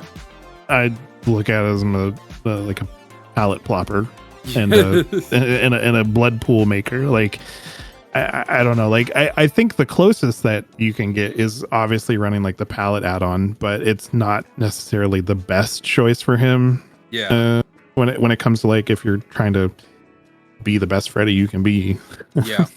Yeah. I definitely, I think I said this in my Myers analysis. I think Myers needs just some buffs, some quality, not quality of life, but like some straight buffs. But like Freddy needs to like be taken to the drawing board, scrapped, and redone like completely. Like, why am I playing Trapper who can teleport? I don't want to play Trapper who can teleport. I want to play Freddy fucking Krueger. Like, I mean, there are people that love Freddy, that are Freddy mains in his current state and love the way that he plays, but I would definitely like to see something to Freddy, or like even with Michael. I find his power to be so strange. He's one of the only killers in the game in which your power can be just completely disabled. And then you're solely an M1 killer, because like once you've like juiced everybody that you can juice, and you've hit your tier 3 whatever amount of times, you're done. Yeah, like you're literally just an M1 killer. And even the way that the power functions, like the fact that you have to be super close to the survivor to get faster stock speed is like backwards to me. Like if I think of Myers and his lore, like he doesn't stalk you from 2 feet away. Yeah. And then just be like, surprise. Like, no, he stalks you from a bush halfway down the fucking block, you know. Like he like stalks you from afar and then makes his move. So I just think it's so weird that it feels like his power is flip-flopped. Like I'd rather have Myers get super fast stock from all the way across the map. Yeah. Like, and, you know, within a reasonable distance. Right. but yeah. Yeah, that was actually the fixes I suggested in my Myers analysis, was like remove stock limitations. Just make it a flat rate. Don't do me this distance bullshit. Let me just stalk people. If I have line of sight to them, let me stalk them, and stop letting me run out of my power. A killer that can run out of their power is ridiculous. That's why Trapper and Myers are the only 2 killers I put in the D tier, or in the F tier, is because they're the only 2 where they can just end up powerless for no reason. Like if you're against like a good Swift and they're just going around undoing all your traps as Trapper, or if like you trap up this area of the map and somehow they complete all the gens and then they end up on the other side of the map, all your traps are just over there, just collecting dust. Like, what are you gonna do? Waste the fucking 5 minutes it takes to walk your ass over there, carry 2 traps at a time, all the way back to, you know what I mean? Like, dude, I just. Well, I'll be right back, guys. Don't finish that generator. Yeah. Please stay right there. Don't move. Let me move my entire fucking house over here real quick. Yeah, exactly. Oh god. Yeah, it'd be cool to see something done with either of those two, because it's weird. Like they're such iconic characters, but they feel like Michael feels good, but at the end of the day, they both feel like slightly detached, especially after all these years of Michael being in the game. Yeah. Like I feel like now they could do something that may be a little bit more interesting with his add-ons or how his power functions. And like I do think it is weird that he does run out of his power, considering you have Ghostface who can stalk somebody as many times as he absolutely wants to, you know, and there's really no penalty at the end of the day. So I think that's kind of maybe the evolution that we have seen since Myers was created for this game, to where Ghostface is like, they're like, it's not practical to have this killer that's supposed to be an unstoppable force just suddenly be like, hey guys, can you come here? I gotta go real fast to smack you so I can kill you. But yeah, I would say those two I would love to see something different with. Next up we have from Noob King. They said, if you had to remove one character and all their perks from the game, who would you remove and why? Oh, that's easy. Skull Merchant. Jesus Christ. I need to get Pixel Bush on here so I can get somebody who doesn't loathe Skull Merchant. No, it's like, for me, it's an easy decision. The original form of Skull Merchant was not fun. I do not find the current version of Skull Merchant to be fun. Never in the last year now? I don't even know how long it's been. Time is a man-made construct. I don't know what it is. ADHD, time blindness. Go for it. yeah, like exactly. It's one of those things that time overlaps itself in my brain. But like in all the time that Skull Merchant has existed, I cannot recall a single time where I have left the match saying that was fun. I can't recall once. But I can recall for pretty much every other killer in the game where I was like, man, I had a lot of fun. That was a good match. It was a good back and forth. Or, you know, the killer themselves was fun, whatever it might be. I just cannot recall a time where I ever left a match with a Skull Merchant and said, man, I had a lot of fun. You know, and my I guess unpopular opinion is that the reason that happens is because so many people hate her that a lot of people, whether it be like physically, like DCing or giving up on Hook, or whether it be morally, where they just kind of check out and don't try anymore, so many people hate her that they just straight up give up against her, and that inherently makes her matches worse. You know what I mean? Like, inherently, the matches are worse because your teammates won't play the fucking game. And that's the way I view it. Because, I mean, when I play Skull Merchant, I don't do anything egregious. I just play the game. Then again, I'm not going to get into it. But let's just say just playing the game as killer seems to be a crime to some people. But yeah, so I'm just, you know, I feel like if less people just automatically checked out against Skull Merchant, she wouldn't be as miserable to face because people would actually be trying to win the game, you know? Yeah. But that's the way I see it. Yeah, I mean, unfortunately, she does have a lot of negative association around her. And I mean, a lot of that comes from her first iteration, which was an absolute nightmare. I feel like the spot that she's in now is better, but it still feels like it's a situation of they're like, well, we didn't really know what to do with her, so we gave her pretty much every status effect in the game. You know, I mean, like, she gets undetectable, she gets hindered, she gets haste. I'm like, what don't you get? Yeah. You know, and I think when you just have like that feeling of like, maybe we don't really know what to do with her, it makes it even worse to go against, because you're just like, it's just not enjoyable. Because like, there's counterplays that exist for her. Yes, are they fun? No. Yeah. Her counterplay is not really fun. Like, there's a drone in the area and you got to run, but hey, when that thing comes around, you got to duck real quick and then keep running. But in the time that you do that, she hits you anyways. So what does it matter? Yeah. Like, that's not fun to me. I find it more fun when it's like my brain versus your brain. Yeah. And it's like a chess match. Yeah. I mean, I don't find her fun. I also don't find her boring. I'm more apathetic toward the character, honestly, is the way that I look at it. And realistically,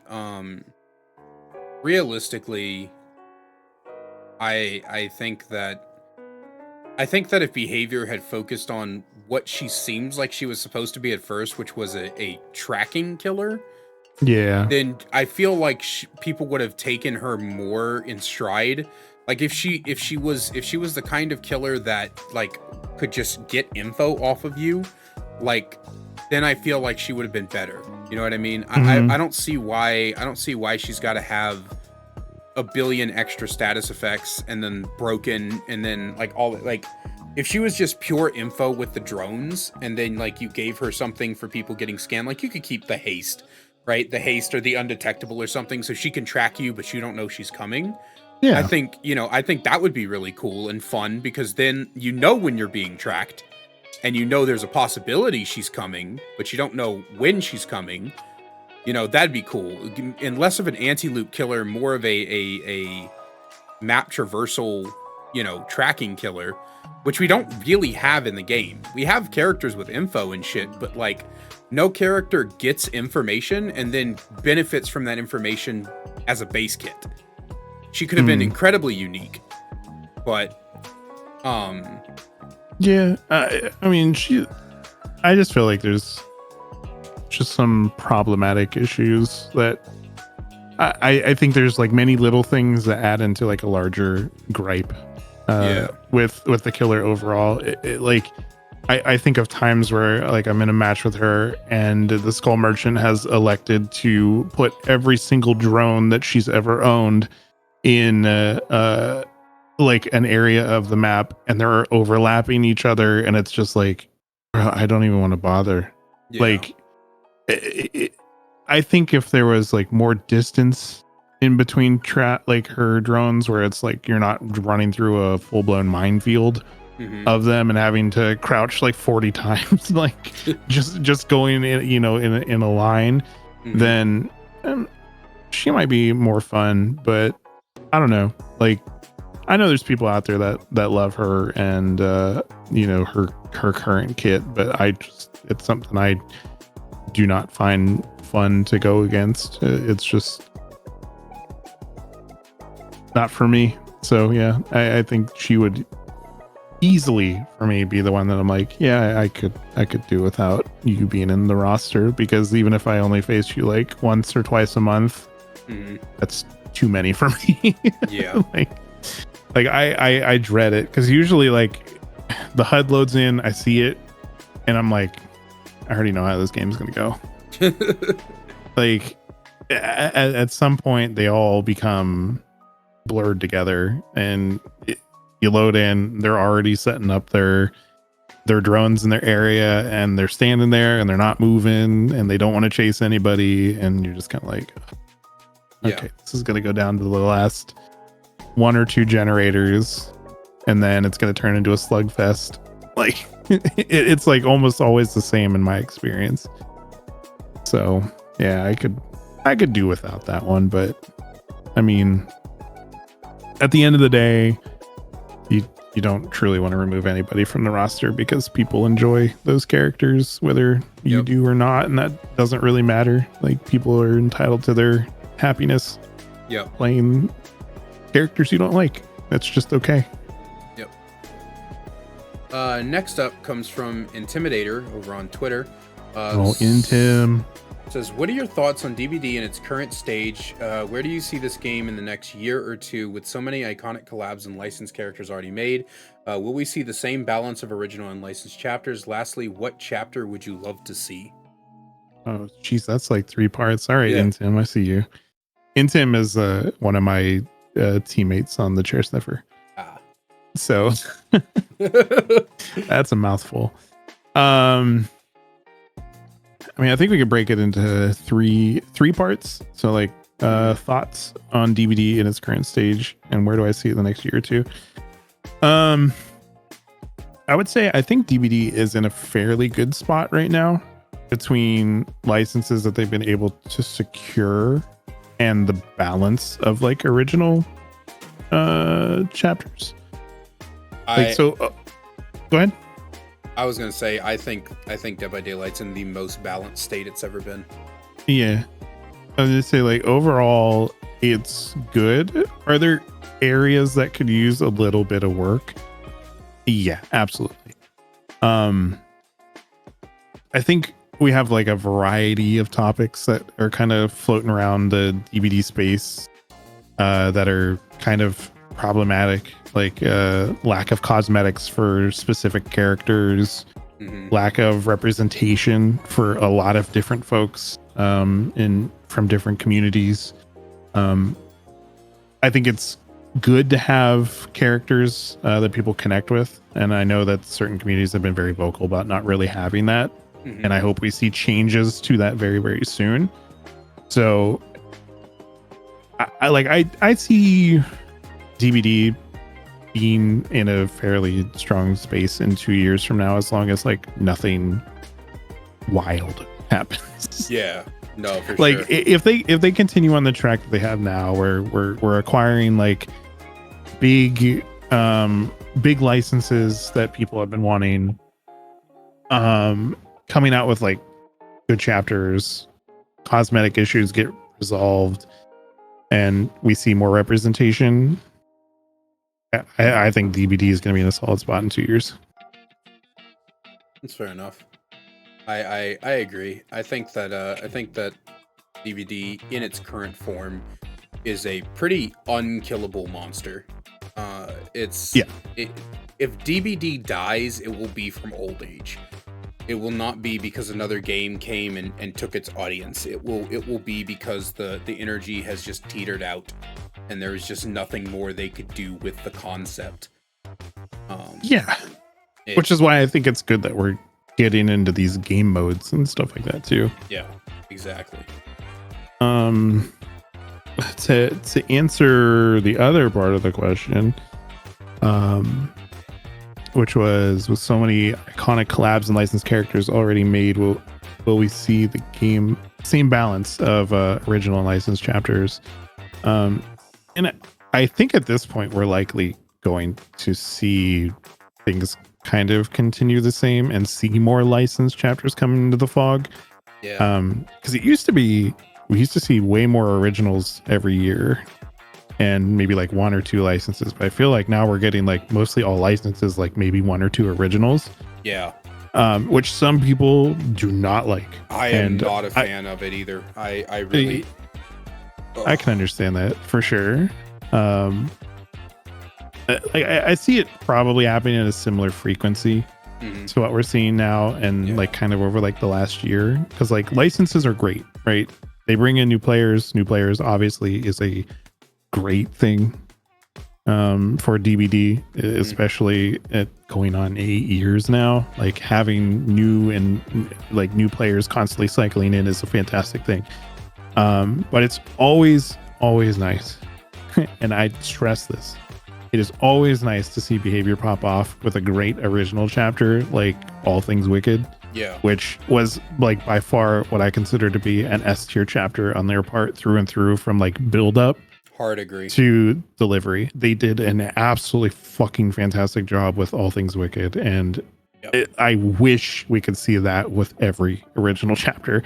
like such a good build up that pulls you in, that gets you interested and invests you in what's going to come and then delivering on that. Now I know some people obviously were a little disappointed with like the unknown and the power aspect of things. Like they wanted it to be more like creepy crawly.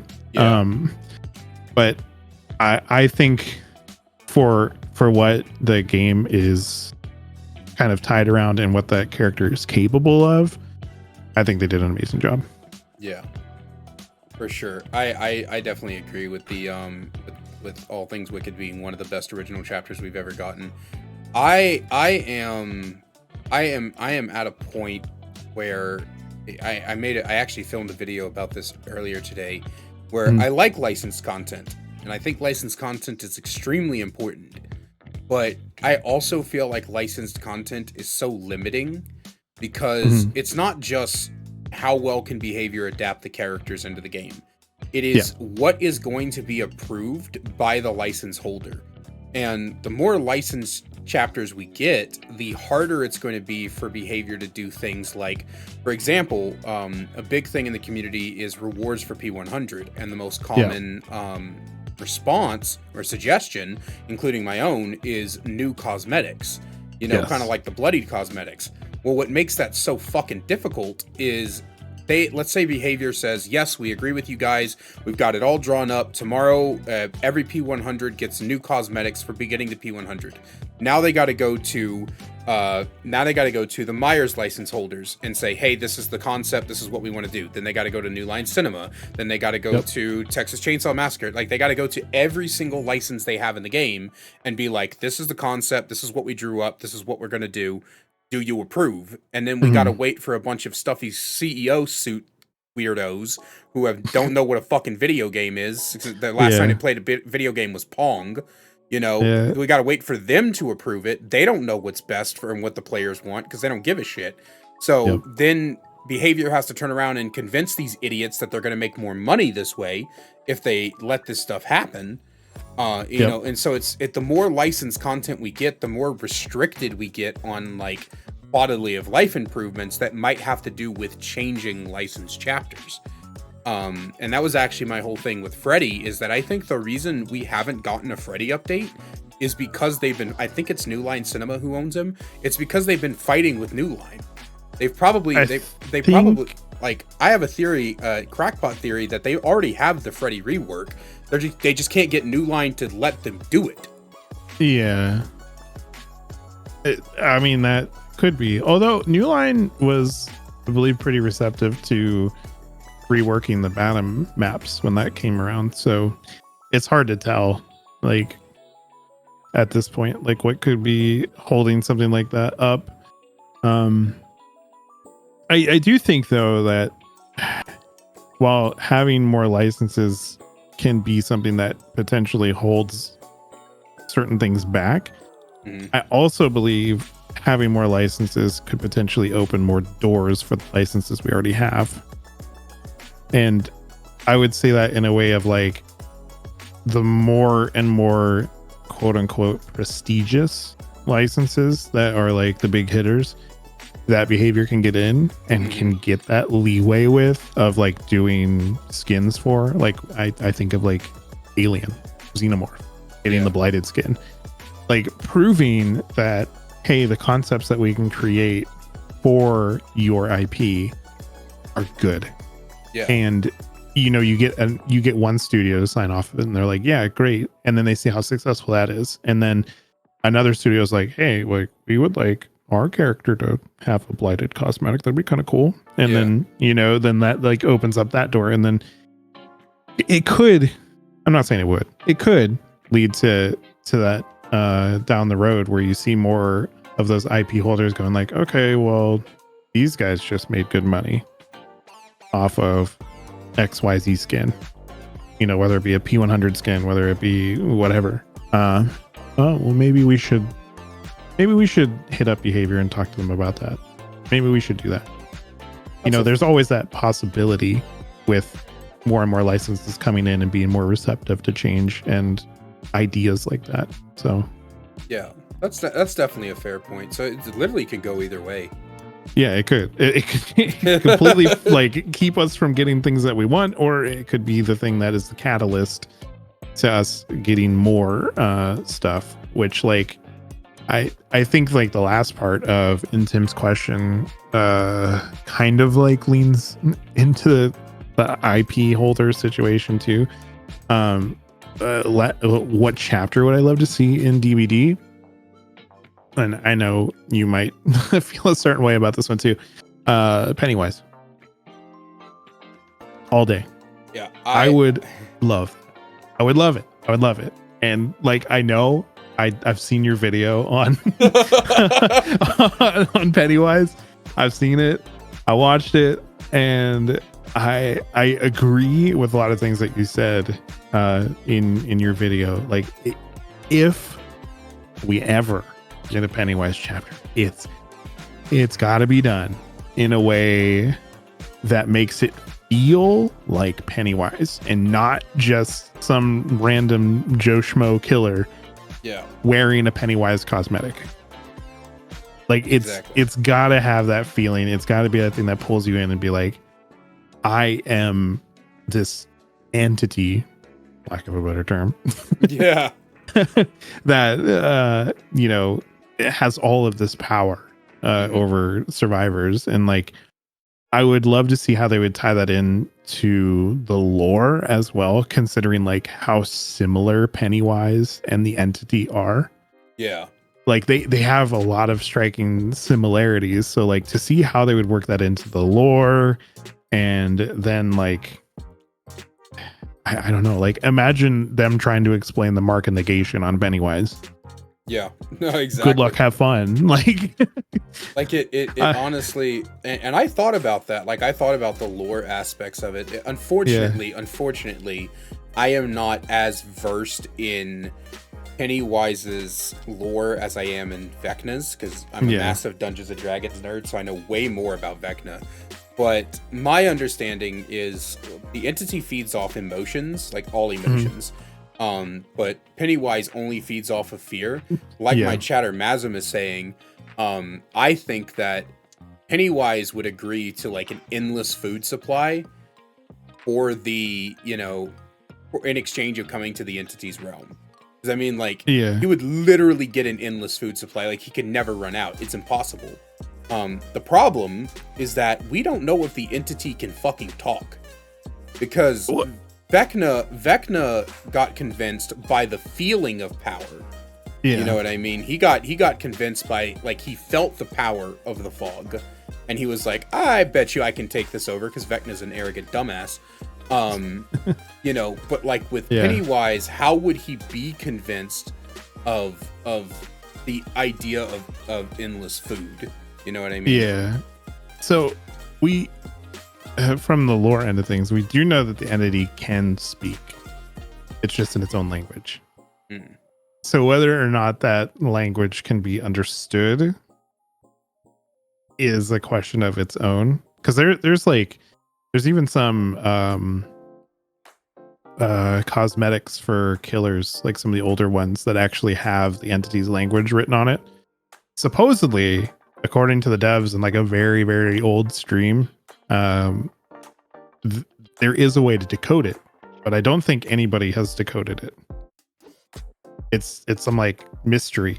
I know like a handful of people on like Reddit have like dove into it and tried to figure out like if it was like some kind of cipher or whatever, and trying to figure out what it says, but I don't think anybody's like actually figured it out.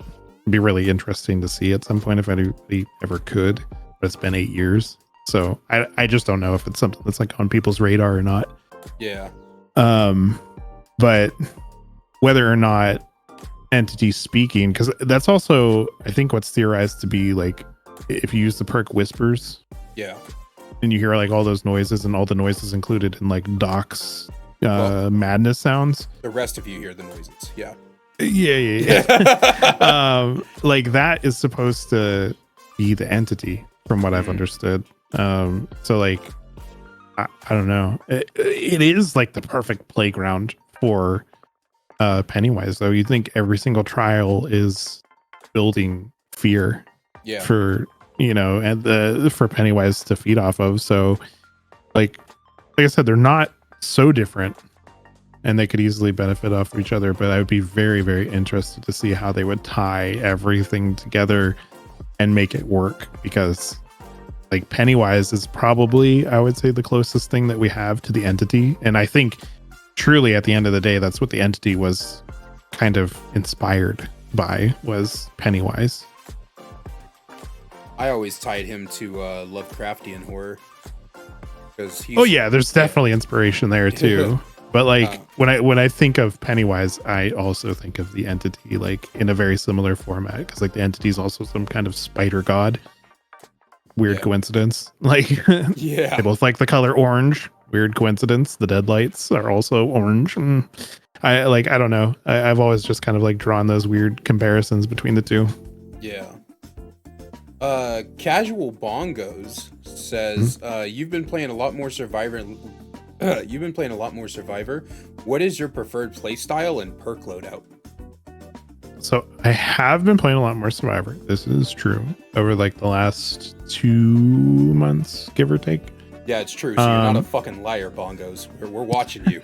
But that does not mean I have abandoned Huntress in any way. So no worries on that note. But I don't know. It's just been a lot easier to like rack up BP as of late, or like these last 2 or 3 months with like the blood hunts and the blood moon event and then anniversary, having like all that going on and just being able to like load in with some friends, stack BPS, cakes, whatever, just vibe, have a good time is kind of like what I've found more fun lately when it's just time to unwind and chill. Mm-hmm. So like as far as playstyle goes, love to be chased. I hate sitting on gens. I will take a chase any day. I will try to like take chase for people that I'm in lobbies with, and like do everything I can to get the killer to just come chase me, because I'd rather do that than sit on gens. But of course, like if I have to sit on gens, I'm gonna sit on gens. I'll always try to do what's best for the collective. But yeah, I would rather be chased like any day, which is like the funny part when people are like, oh, you're gonna hate getting Twitch shirts because everybody's gonna tell you. I'm like, fucking sign me up, bro. Like this is not a negative mark for me. Like I will gladly take the tunnels. But I genuinely like the back and forth between like myself and the killer, because like I think the survivor leads a lot of the chase, and just having that like back and forth is a different kind of brain itch than playing killer. Mm-hmm. Which just like feels good at the end of the day, because like I'll play a bunch of Huntress and I'm like, man, I just don't feel like doing this anymore. So then I'll switch to Survivor, and like my enjoyment of like game session is just completely renewed, because it's like scratching a different part of my brain. And it's kind of like a crash course, I guess, in like profiling somebody, which is very similar to like killer, but you like understand very quickly the risks that somebody is willing to take, and like their behavior that they tend to repeat and stuff like that. So it's like the killer side of Survivor in some weird way, you know, because you're just like keeping that chess game kind of going.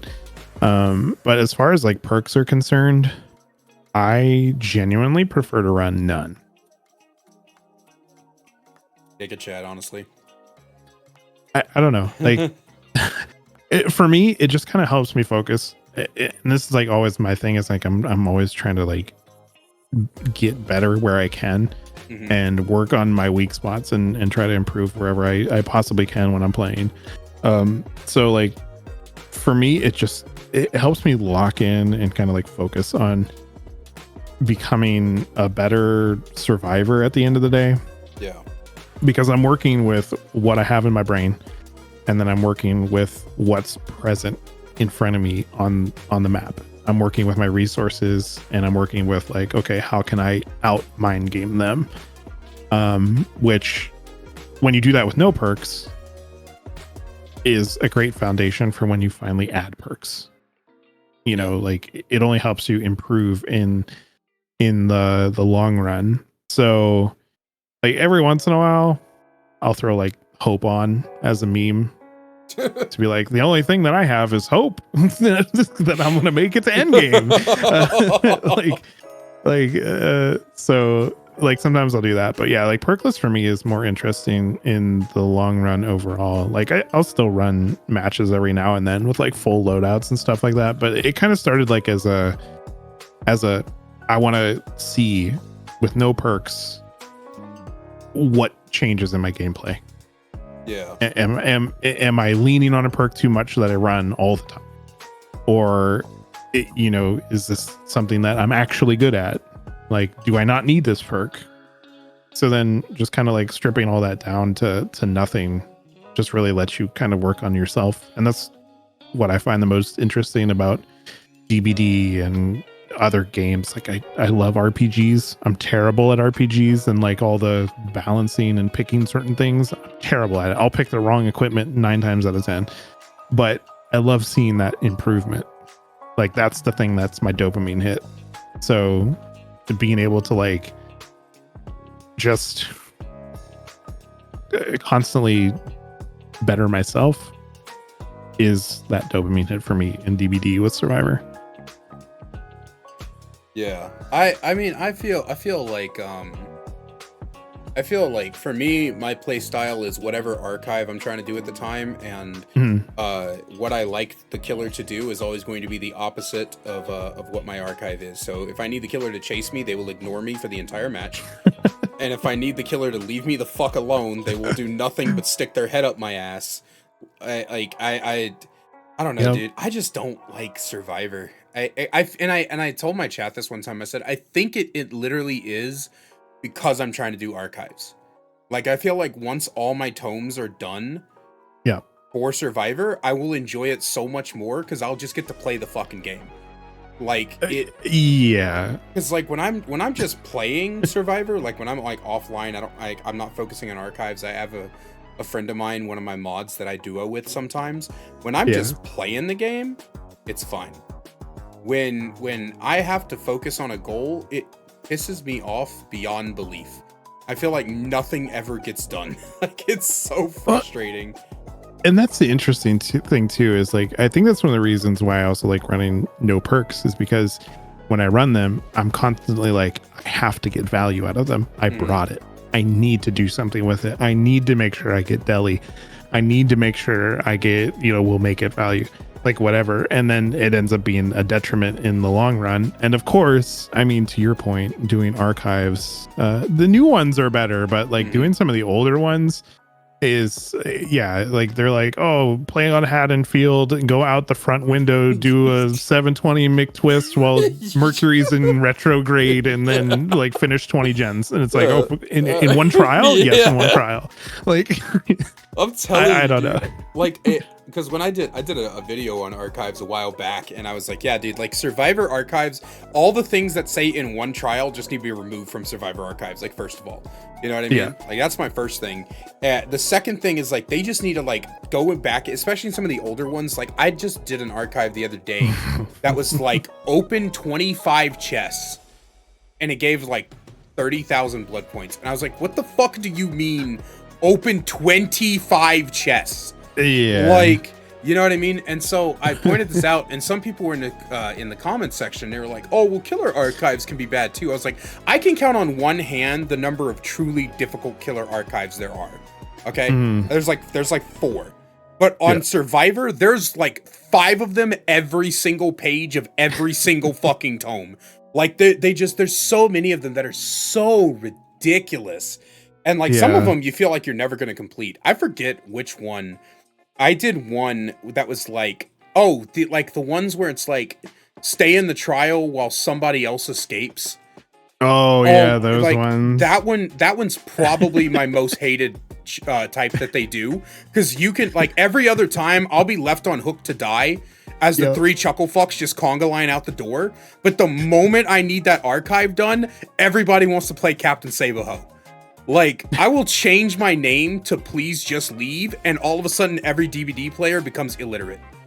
and will just fucking like come to rescue me and die for. I'm just like, oh, one time I was attempting it on stream, and I had to have all 3 people leave before me in one match, and 2 people left. And so I just needed the last one to leave, and they just wouldn't. I'm sitting there looping the killer out of my mind, and they just would not leave. And I'm screaming into the microphone. I'm like, would you just fucking go? Like, I'm hoarse. Oh my God, dude. Yeah. Survivor Archives tilt me off the side of the planet. I tend to not like the archive challenges that rely on other people. Yeah, exactly. Because I'm like, this makes it even more challenging, like, than it needs to be. Like, if it's up to me, it's like, oh, escape the trial 4 times. Like, all right, that's already sometimes not the easiest thing to do some days when you could just get dealt the apocalypse hand. Yeah. From, you know, behavior on your matchmaking. But then on top of that, it's like, you literally got to get to the point of escaping, and 12 people have to leave before you. Great, thanks. Because, you know, like, everybody wants to hang around to make sure that you get out, and then you're like, no, leave. And then they're all like, well, I want to wait until the killer comes to hit me. And you're like, please just leave. I just want to get my tome challenge done. Walk out, and they're like, well, now's my time to do my teabag dance, so you're gonna have to wait like 4 minutes. Oh my God. Like, dude, it's so I'm like, it's unbearable sometimes. Yeah, I was like, and people are like, oh, well, just grab a Swift. I don't have friends, asshole. Like, sometimes I recruit my mods, but like, like I have people that, you know, I'm mutuals with. I have you, and I could call like Lilith or something, like stuff like that. But like at the same time, like, we're content creators with real lives, right? Like most of the time, I like to leave my fellow content creators alone, you know, and let them do what they need to do. So sometimes if I'm lucky, I can get my mods or my VIPs to come in and like sacrifice themselves for my benefit. But like, dude, most of the time it's just I'm just in solo queue hell. I'm in the middle. I'm in the middle of the himbo Leons and the overconfident Nate Carlsons and fucking a killer that just, I give off like a pheromone, so they just always happen to be in the exact place where I'm at. Oh, dude, it's crazy. Yeah. So next up is the person where I said that we had 2 questions from. Kadinkin Skave, Kadenskave. I'll let you figure out how that's pronounced. Their first question is, do you think behavior should start removing techs, bugs that people use, such as old blight hug tech, 180 oni flick, and crouch teching against demo? My answer is no. Stop that shit. I was gonna say that is a hot topic that could go in so many ways depending on how it's answered. I think my thing is, as long as the tech, or what is sometimes considered to be a bug, although it's been left in the game for 5 years, as long as it isn't game breaking or doesn't provide like too much blatant advantage, like where it's just clear that no matter what you do, you're probably getting blasted. I think it might be best to instead embrace what the community has found, because like sometimes your best designs were never your intentions.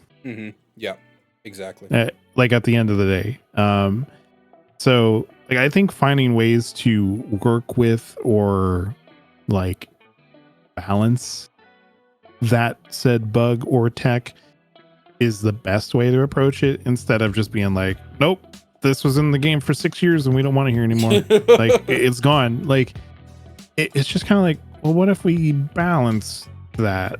Yeah. Like, what if we find different ways to look at it and take care of it? Like, I know some people probably are hearing like, you want to balance my tech? I mean, I don't know how you would go and balance, like, you know, a blight hug tech. I'm not a blight main that, you know, knows the ins and out and like the moon rushes and all that kind of stuff that, you know, blights could do. I don't know the ins and outs of that. So like, I don't have a example of like how you could balance it, but I'm sure there would be a way to be like, okay, like this is a bit too much. What if we do this instead? Yeah.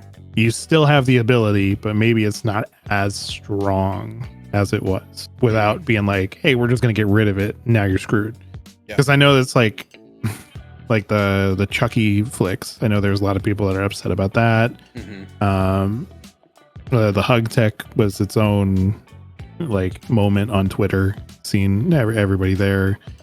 So like, I don't know. I think instead of taking away from a killer, it would just be best to work with the community, work with people that are, you know, maybe versed in those killers. I mean, we have consultants. I'm sure there's a consultant that enjoys certain killers on there. Like, who knows? Because we don't know how many there are. Right. But you know, I'm sure there's somebody in there that could have a say of like, hey, like maybe we shouldn't remove the blight hug tech, but maybe we could do this instead. Yeah. You know, I think that's the healthier approach, especially when something, like I said, has been in the game for so long. Because like I don't even remember how long it was since Blight's been out, but it's been like what, 4 or 5 years, something like that.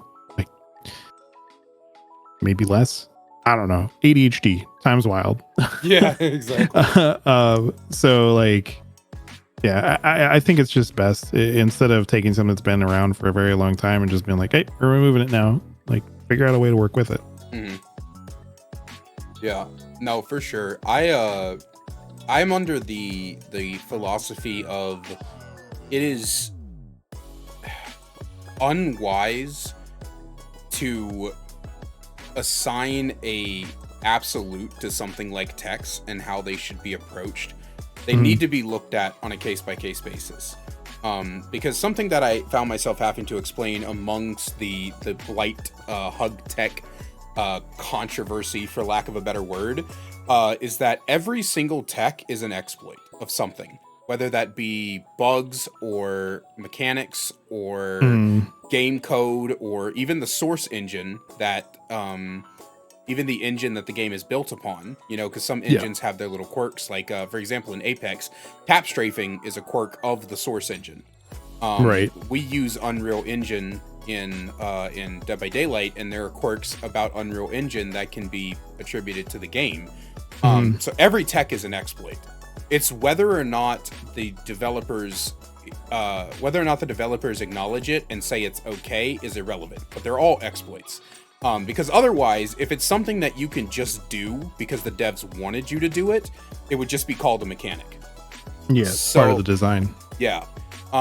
So, you know, that's why, and I think that a lot of the misunderstanding around techs in the Dead by Daylight community comes from the fact that they just tend to call every fucking thing a tech. I made an entire video on this. So, but for me, you can't just be like, oh, should we just remove all techs people are using? Because like, for example, crouch teching, I feel like is very unhealthy for the game. Because it's a very easy counterplay for no reason with very little thought. And a lot of it is actually, a lot of people don't know this, it's RNG dependent for a lot of killers. So like Billy, I was talking about how I mained Hillbilly for a while. Crouch teching against Hillbilly is literally just being on a lower elevation than him. So if there is even remotely, like I'm talking like you don't even notice it's there, but if in the games, from the game's perspective, if there is even remotely a lower elevation between you and the Hillbilly, crouching will avoid his chainsaw. And to me, that's fucking stupid. If you crouch in the middle of a wide open field and I hit you and you avoid me just because I happen to be on a pebble or some shit, then that's unhealthy in my opinion. On the other hand, something like the CJ tech, I think is very healthy. You know, so because it takes skill, and if you do manage to bait the killer into pulling it off properly, then cool, you did a very good job. And so it's proper counterplay. Yeah, there's proper counterplay. You know, the killers have to know when to expect it. Everything is based off of your own skill. Yeah. And so I think that if you're going to be looking at techs, you need to look at them individually and then decide which ones can stay, which ones can go, which ones could even, as you said, be balanced around. I've heard of developers in the past making techs into features, and that's cool. I'm down with that. I think that there needs to be, at least in my opinion, a whole department at behavior that is dedicated to understanding techs and then figuring out what to do with them. I feel like that's not on the balance team themselves. It should just be its own individual place within the balance team. That's like the tech team. You know, somebody posts a new tech on YouTube and they watch it and they figure out how it's done and they go, okay, what does this mean for the game? And then we can focus on that. Mm-hmm. Yep. I would be interested to see how some things would end up working out if they were actually like given the chance for balance. Yeah, for sure. Instead of just being just completely axed. Yeah, exactly. And then the last community question we have for today, coming from the same person, says, what do you want the next game mode to be? Ooh, that's a good question. I was really, really big on the 2v8 train. Mm-hmm. Like, really, really big. Obviously, we're getting that now, but like, I don't know. I'm excited for the combinations of like 2v8. Like, Lord, oh Lord. Imagine like going against a trapper and a huntress and trying to dodge traps and hatchets. Yeah. Like, yeah. I don't know, like that concept ever since like when I first learned about like the possibility of a 2v8 like many years ago when it was being done by some other content creators. Like I was like, oh man, that could be so fun. So like I've been huge on the 2v8 train ever since they started talking about like game modes and whatnot. Mm-hmm. But if we wanted to go like past that, because like obviously we're getting that, so yeah, like that's like an easy cop out of like, oh, I just wanted that one to be. So that's the end of the question. I would like dead ass. I would love if we could get prop hunt in core game mode. Like that I think would be so fun, like a prop hunt. And I don't know, like I just think about it, thinking back to like some of my earlier gaming days, mm-hmm. like in Gmod and like some, what was it, Call of Duty, one of the Black Ops, it was like Cold War, something like that. They had a prop hunt, and like those were some of the funniest fucking moments that I've had in gaming. Like you have like all your friends loading in, and then you have that one person who gets like the dreaded fucking like gas station sign, mm-hmm. that has to try to fucking hide and running through the map. And I don't know, like stuff like that I think would be really, really interesting to see in DBD, because I think that could lead to like more levity and funny moments, which is always nice when we take things so seriously. Yeah. With like Dead by Daylight and its balance and its gameplay and how other people play and all that kind of stuff. Like just being able to goof around, load in as a generator and like fucking, you know, like run around and do whatever. I think that would be like a lot of fun. I know mobile has it, and I've seen some of the mobile gameplay, and that looks really, really entertaining. And I think like being able to just like load in with your friends, yeah, and just goof off and be able to chill and not have to, you know, play DBD as DBD. But I don't know. I think that would be fun. So I think that would be my like next game mode that I would be interested to see. I know it's not like everybody's cup of tea, but it could be a nice break from the usual. Yeah. My dream game mode, and I know that there's probably like two people that agree with me, but I would love something that was like, I would call it like slow play or something, where survivors have to repair like 7 generators and killers, and it takes 5 hooks to die instead of 3 or something like that. Like I would love a game that just like actually goes on for way too fucking long. But then again, that just could be my PTSD from being gen rushed every other fucking game nowadays.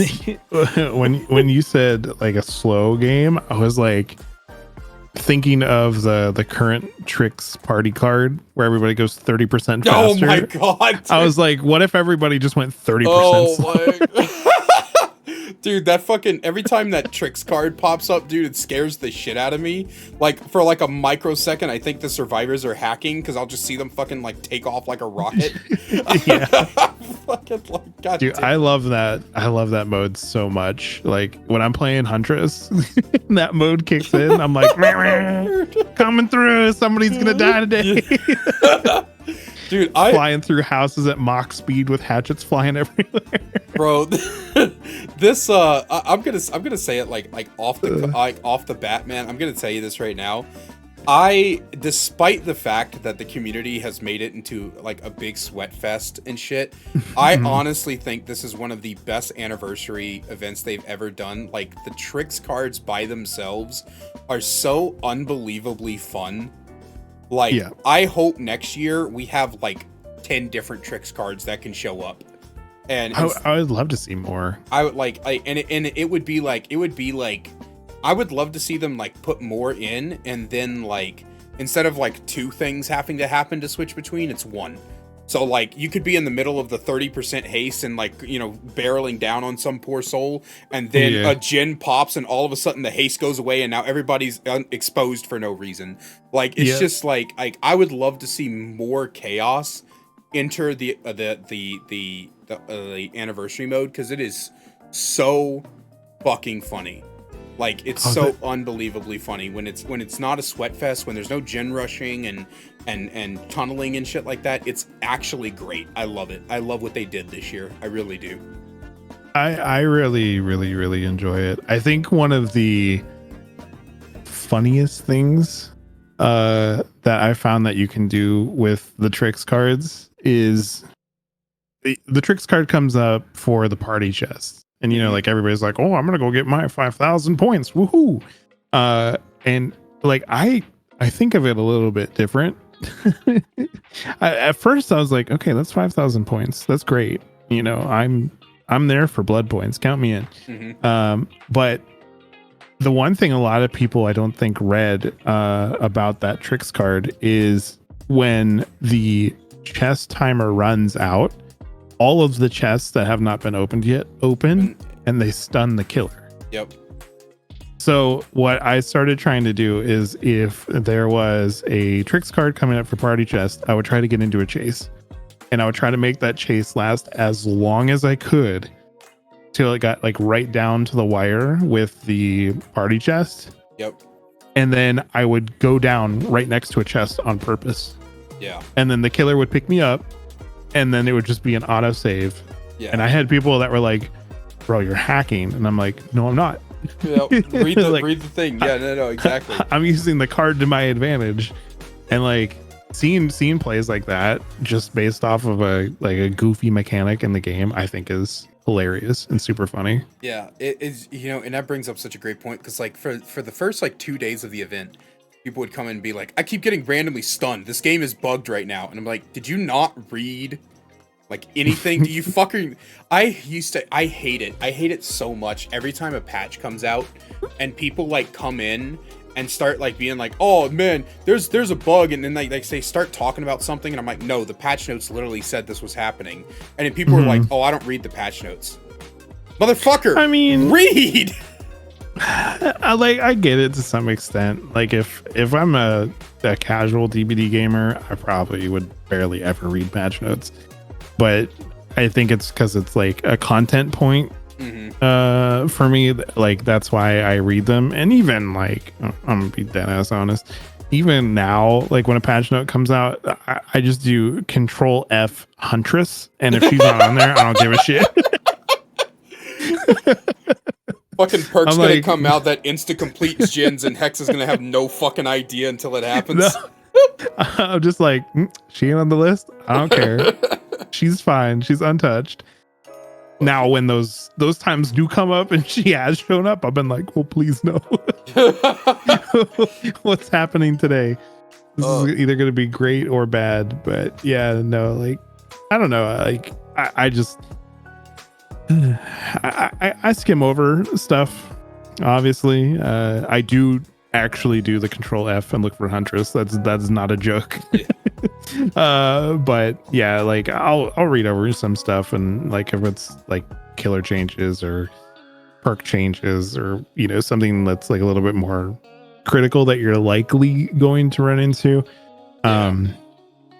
then yeah, I'll read those. But if it's like bot fixes or like an environmental fix, something like that, like I don't pay much attention to those. I'm like, oh cool, they fixed that, that's great. Like when I run into it in game, but it's not something that I'm like specifically looking for. So like I get it though, for like casuals like that maybe don't dedicate as much time as we do to DBD. Like if you finish up work and you load in for like an hour a night or maybe even an hour a week, like who gives a shit about patch notes? Like I just want to play my game and chill. But I guess it's just because I've always been the patch note person. Like no matter what game I play, like I used to play back in high school, I played this game called Rumble Fighter. It's a platform fighting game online, and every single time patch notes came out, I read them. I did the same thing for L Sword, Overwatch, you know, Apex. Like even when I wasn't a content creator around stuff, it was just literally like, oh, stuff's changing about the game that I play. I would like to know what's changing so I don't get caught off guard by some random shit. But because like I've seen it happen in the real time, like, you know, Overwatch 2, Cassidy got this ability called Hinder. It was a completely new ability, and the day the patch dropped, the first game I was in, this Wrecking Ball player rolled over to the Cassidy, and then he got hindered, and he typed in chat, and he was like, what the fuck? What's Hinder? And I was like, the new ability. Did you not read the patch notes that just dropped like 2 minutes ago? And he was like, no. I was like, yeah, Hinder stops your movement abilities. And then he insta-DC'd, and I was like, you would have known it was there if you'd have read the shit. Fuck. Dude is like, not today. Yeah, exactly. But that is it for all the questions. We have two things left that we always cover before we get out of here. The first one is what character would you like to see for your B-roll? Again, I assume Huntress. But is there anybody else, or do you just want straight Huntress? Skull Merchant, no. Skull made the exact same joke. Oh man. You know what's funny though? He made that joke, and then I put like an hour worth of Skull Merchant gameplay in the background of his video. God, no. If you're gonna mix anybody, I would say Huntress and Slinger. Those are my two favorites. Okay, yeah, no, I'll probably throw some Slinger in there. I got quite a few Huntress games this morning. And before we let you go, is there anything left you want to say to people on Twitch or watching on the YouTube or anything else? Just some last words? Yeah. If you like Huntress, well, you know where to find me, I guess. come hang out. Other than that, just fucking be nice to each other, for fuck's sakes. That's it. Just be nice. That has been a very common sentiment over the past few conversations by daylight, I guess. Like we're all just kind of tired, man. We're all just kind of tired. Yeah, I mean, we're all enjoying the same game, having fun, just trying to live life. Like, don't take it so seriously. Be kind to each other. Yep. And if easy. Yep. And if you want to join me in thanking our channel members over on the YouTube, listed on screen now, if you want to find out how to become a channel member today, get awesome perks like seeing videos early, merch discount codes, and more, then please click that join button down below. I love you guys so much. I'm sure Hex does as well. And we will see you in the next one. Later. Need more Kaiser in your life? Well, I've got you covered. Check out my second channel, The Kaiser Extras, where I upload full gameplays, stream compilations, me reacting to your Dead by Daylight clips, and more.